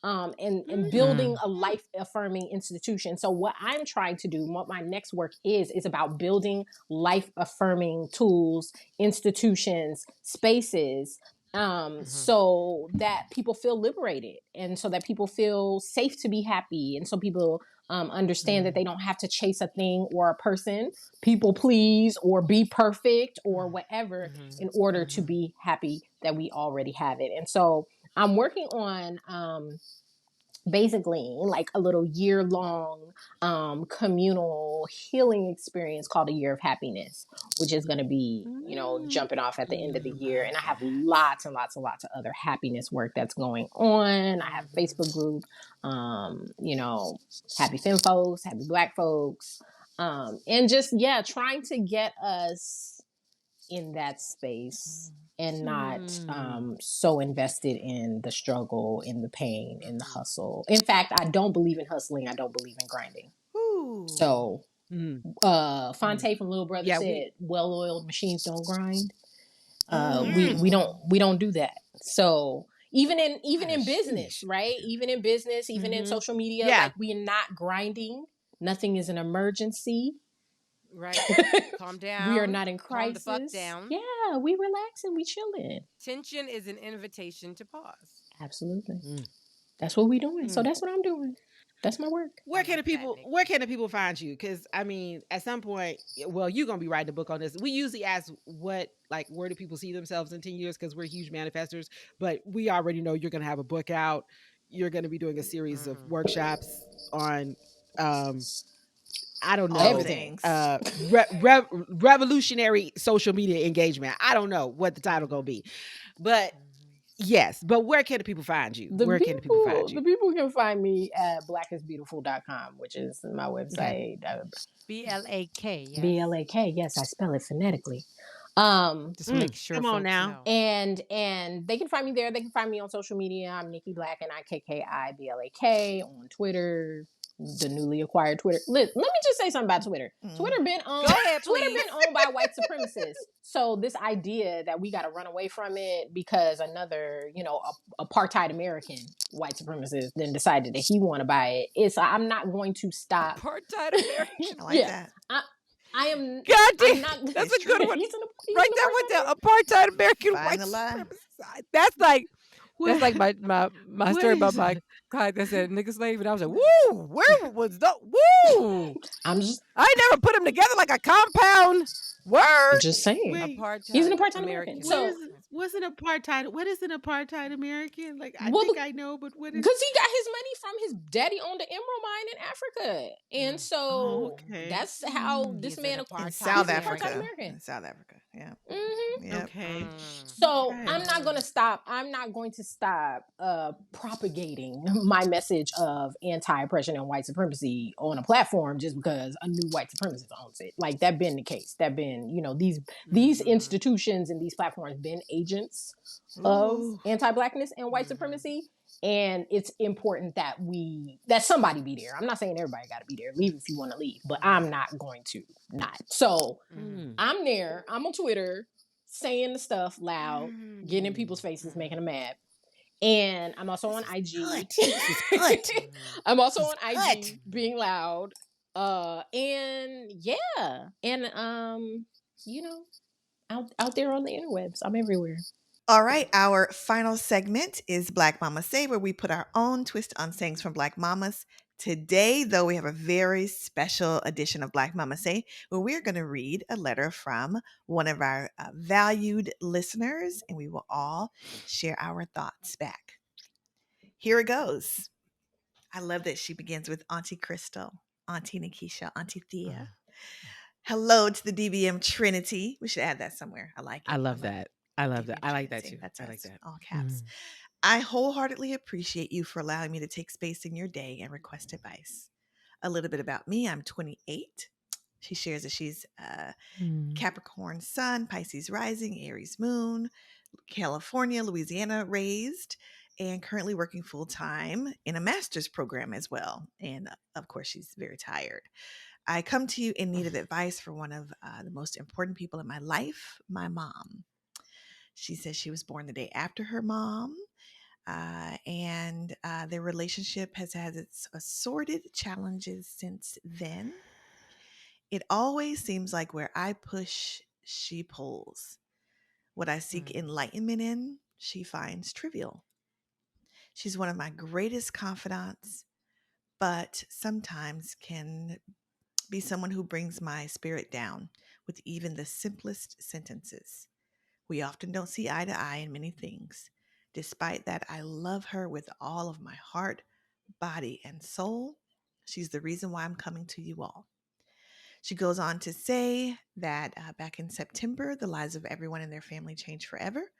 Their matriarch, the very spirit and source of their family, their dear Nana, passed away after celebrating her 81st birthday. She transitioned on her late husband's birthday, and so everyone agrees that she wanted to hold out. They wanted her to hold out and celebrate Christmas with them, but that God and her settled for surprising her husband and reuniting after 22 years apart. She shares a little background. Nana had battled metastatic breast cancer for over 5 years. To say that it felt like the life was sucked from my body when she left is an understatement. Even now, some days I cannot even feel relief in just breathing. She is such a fixture in my life that the thought of not being able to hold her hand, scratch her back, help her walk, it's a grief and a loss that I've never experienced before. But even though my loss was catastrophic, she says, the loss my mom and aunt experienced is exponentially so. I don't think it's fair for me to try and distill their feelings into words, so I won't, she says. I just know that it was expectedly unexpected, and that even though doctors would say we should prepare, how do you ready your heart to lose such a gift? Steel yourself to undergo such change. Sometimes I wish I could absorb the sorrow that her mom feels, but she knows that isn't fair to her or her mom. She says, I just don't know what to do to help her. It even feels wrong writing this email right now, to be completely honest. I don't want to fix my mom or find some way to dilute her emotions or force her healing. I just want my mom. I just want to help my mom not withdraw from my aunt, not lash out and become distrustful of her friends. I honestly don't know. I want my mom to know that she isn't alone in her sadness. I'm really sorry for dumping all of this in such a long email. She says her tears are flowing, and she just wants to help her mom. And she thanks us again for allowing her to take up space, and shares that our podcast has helped her to be a better daughter to the many mother figures in her life. How sweet. I just want to first say that this was a beautiful email. Like, yes, the love is evident. She included pictures in this email, so the love and the missing is evident in the email, and I'm grateful that she wrote to us and trusted us enough with this. So I just want to acknowledge that first off. Yeah, I was thankful when reading it that she allowed us so far into her life. She shared some identifying details that I didn't share, but just the pictures were of many moments over the course of their lives, of the extended family of each of them, just loving on Nana, and really just we got to see how vibrant she was, what an instrumental part that she was of the family. And you all, I think, can all relate to loss that great. And so, what would you say to her, ladies? As someone who's lost a parent, I can speak from that perspective. I can tell you what I've learned. What I've learned is that grief is not a straight line. It's not linear. And sometimes you circle back to a place that you thought you'd healed. And sometimes it's jagged and sometimes it's rough. And so it takes as long as it takes, and it looks like what it looks like. That's what I can tell her, and it looks different for everybody. everyone. Yeah. And so the thing that you can do that I think is most important is just offer and hold space for someone just to talk, for someone just to feel, and that however it looks, remember that it's grief, because a part of grief is anger. So the lashing out is real. Like that's a part of grief. And I- I'm not saying it feels good. I'm not saying it's right or wrong. I'm saying that's what it looked like for me sometimes. And what I was grateful for was that there were people who held space for me. And when I would lash out, sometimes they would just witness, and they would come back and say, they could see my emotion. They could see what was under the anger.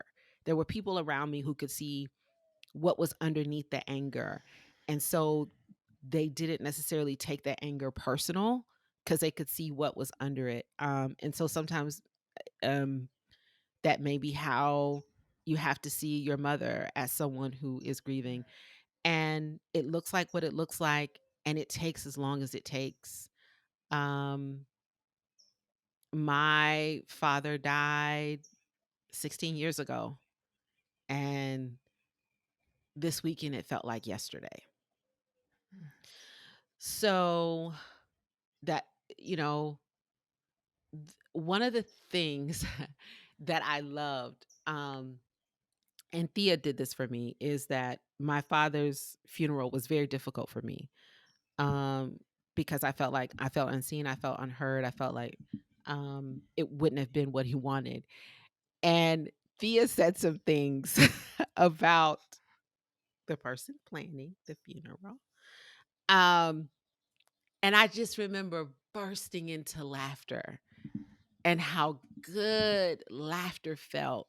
And people didn't want to laugh around me because they were like, well, she's sad right now. So they didn't want to laugh around me. So, but when people would laugh around me, when I would watch things on TV that just made me laugh, I went to a comedy show, that those things felt like new in my body, because the grief was so heavy that the laughter just felt like new. So if there are spaces that you can take her to that have laughter, if there's a comedy show, if she likes comedy or something like that, that can just like give her that breath in her body, that's what really, really felt good to me. And I don't even think Thea was intentionally trying to make me laugh. She was just being honest.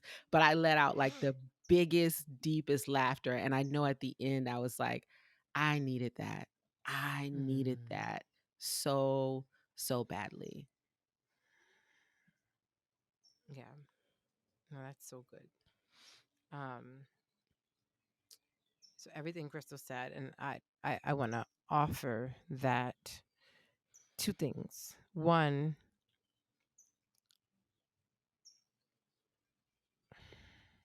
it's going to sound messed up before I say it, but I'm going to tell you. But you can't prioritize your mother's grief over your own. The way you described how you feel about this loss, don't do the Black woman thing and go start taking care of your mom's grief, and yours is not being held. Can I say that's real? My sister and I, who have the same father, we were distant at that time because she dealt with it her way and I dealt with it mine. And everyone was like, you two should be there for each other, but we couldn't. We couldn't be there for each other. Somebody else had to be there for us. Yeah, that's real. Grief is a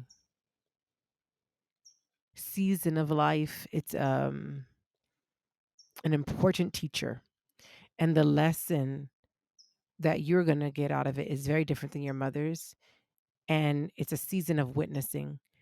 And so the hardest part for you will will be holding yourself and witnessing for others. And so I know that sounds so difficult, but no matter what you do, you cannot hold that, because it is a teacher. It is a force of nature, and it is a path your mother will have to walk. And you can witness and you can wipe her brow, but you cannot walk that walk for her, especially when you can barely walk your own. The second thing I want to offer is change, change, uncertainty, the void, the unknown. Grief is one of those things that throws us into the void of life. Everything is up for questioning. Everything is reconsidered. Nothing looks like what it used to. Colors change, smells change. Grief is a great destroyer. And destruction is also a part of life. The opportunity to see the world through a new lens doesn't have to mean that the world itself is gone. It just means that there's worlds inside of worlds, inside of worlds, inside of worlds, and the destruction of one world leads to the revelation of another.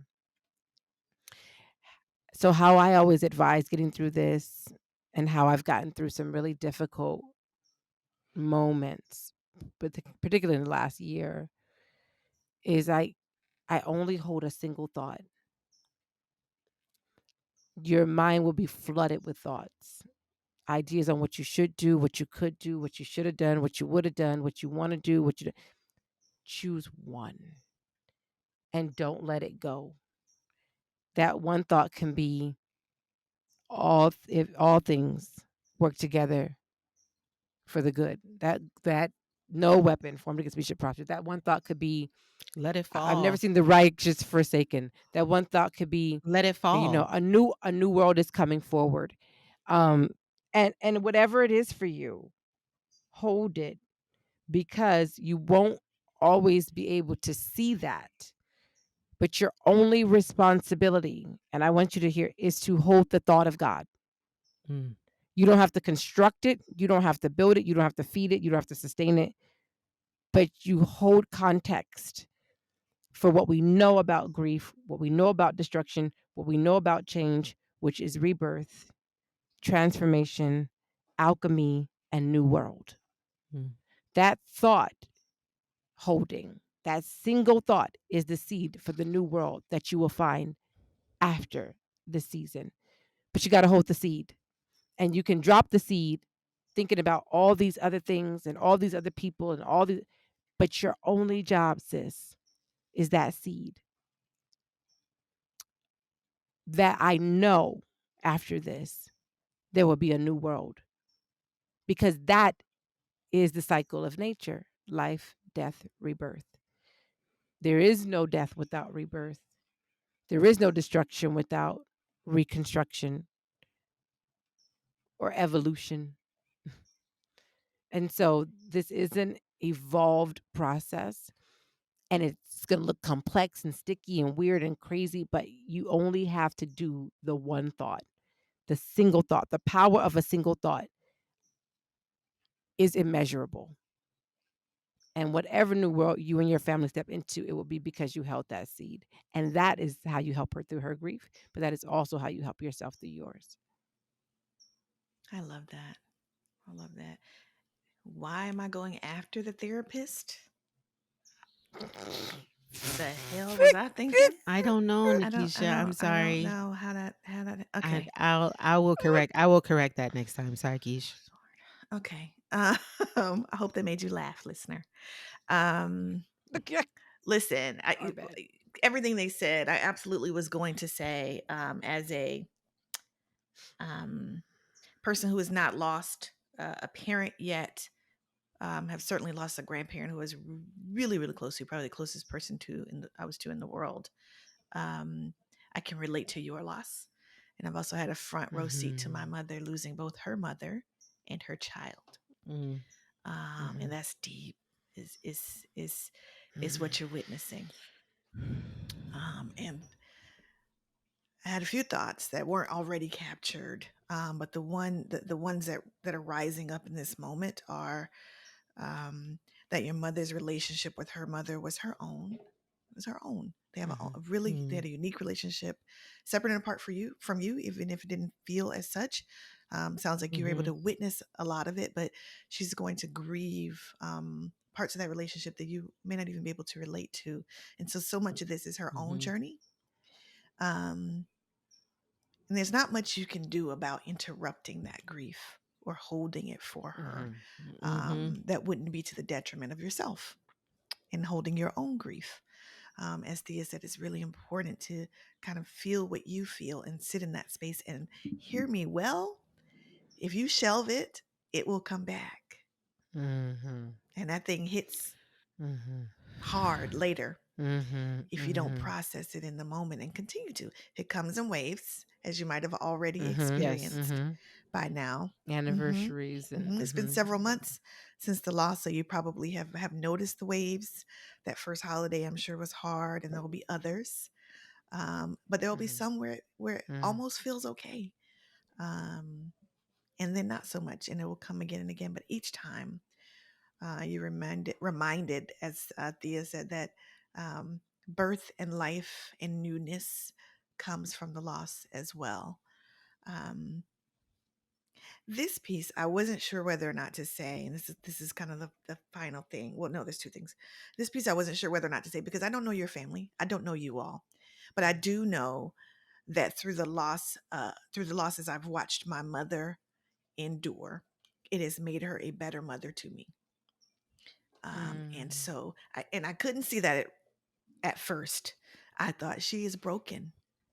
There's no way. Yeah. There's no way she'll recover.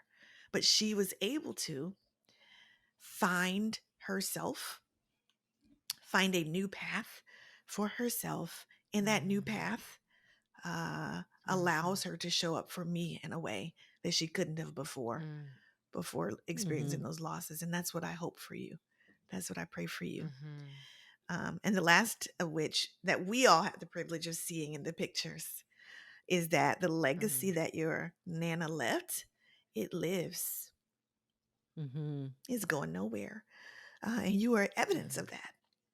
And the love that you were able to articulate in the middle of your grief was such clear evidence of who she was and what she gave to you all. And that will live on for generations well beyond you. And what a gift that was. And so I hope that you'll remember to revel in that as much as you can and see the places where she continues to show up as an ancestor, but also just in the legacy that she's left in the way you all talk and laugh and eat and all the things that she was able to imprint upon while she was here. I wish that for you. I wish you healing and peace and joy on the other side of this. That's it. I want to say too, the part about holding the thought is really important. And whatever has to,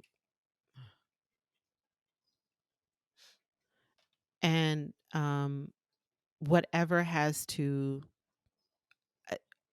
I want to say too about holding the thought that I think holding that one thought is important, and whatever has to fall away for you to hold that thought, let it fall away.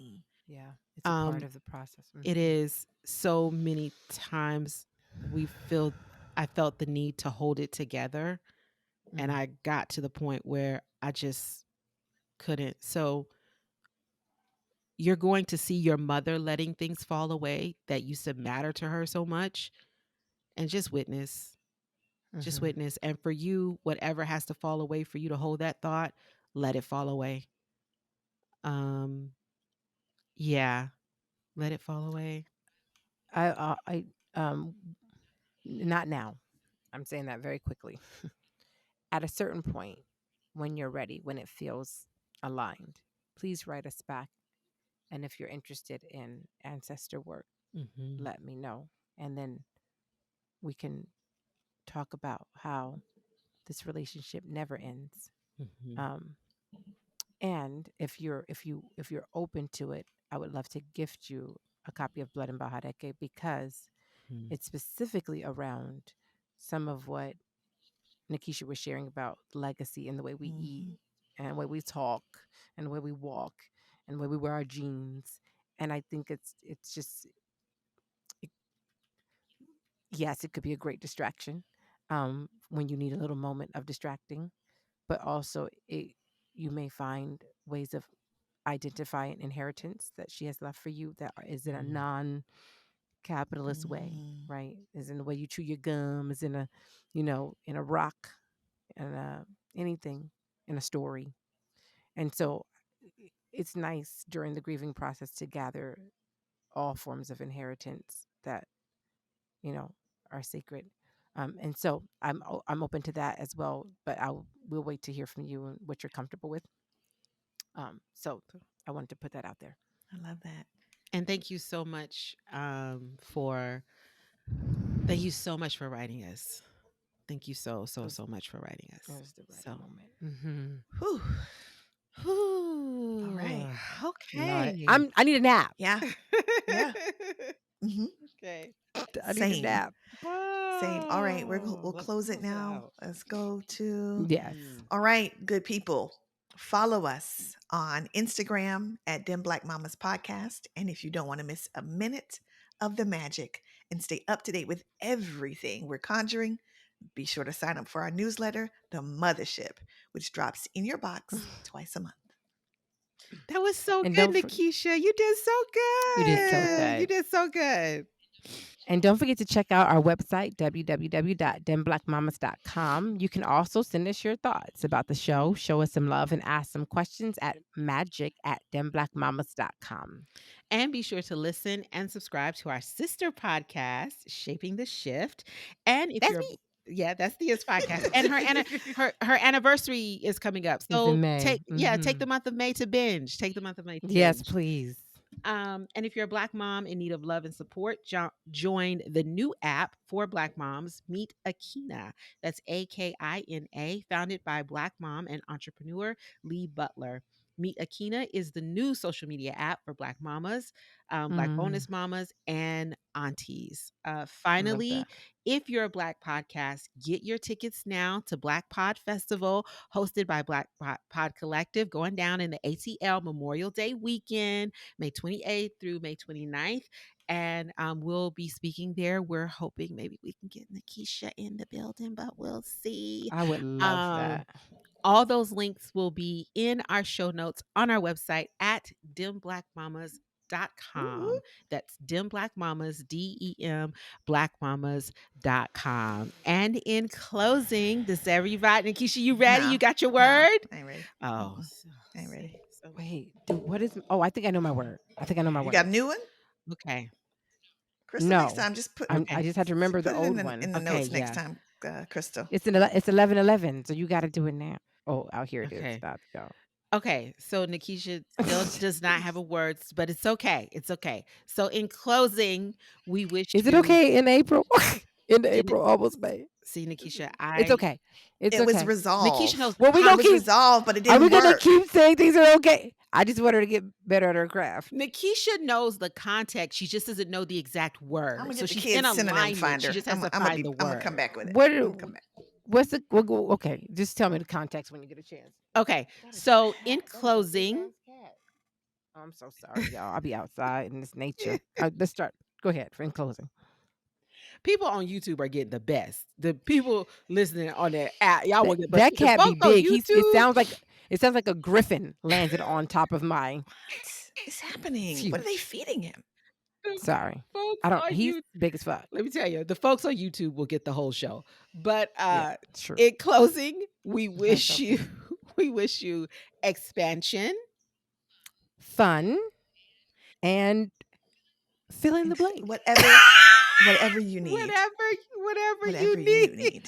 Whatever it is you like. I'm gonna have it by June. That's all. I'm gonna have it by June. That's all. By Don't June. make promises. Don't make promises. I am. That's the next In episode. June, we want you to tell us our 2023 word. I don't go by the white man's calendar. What? So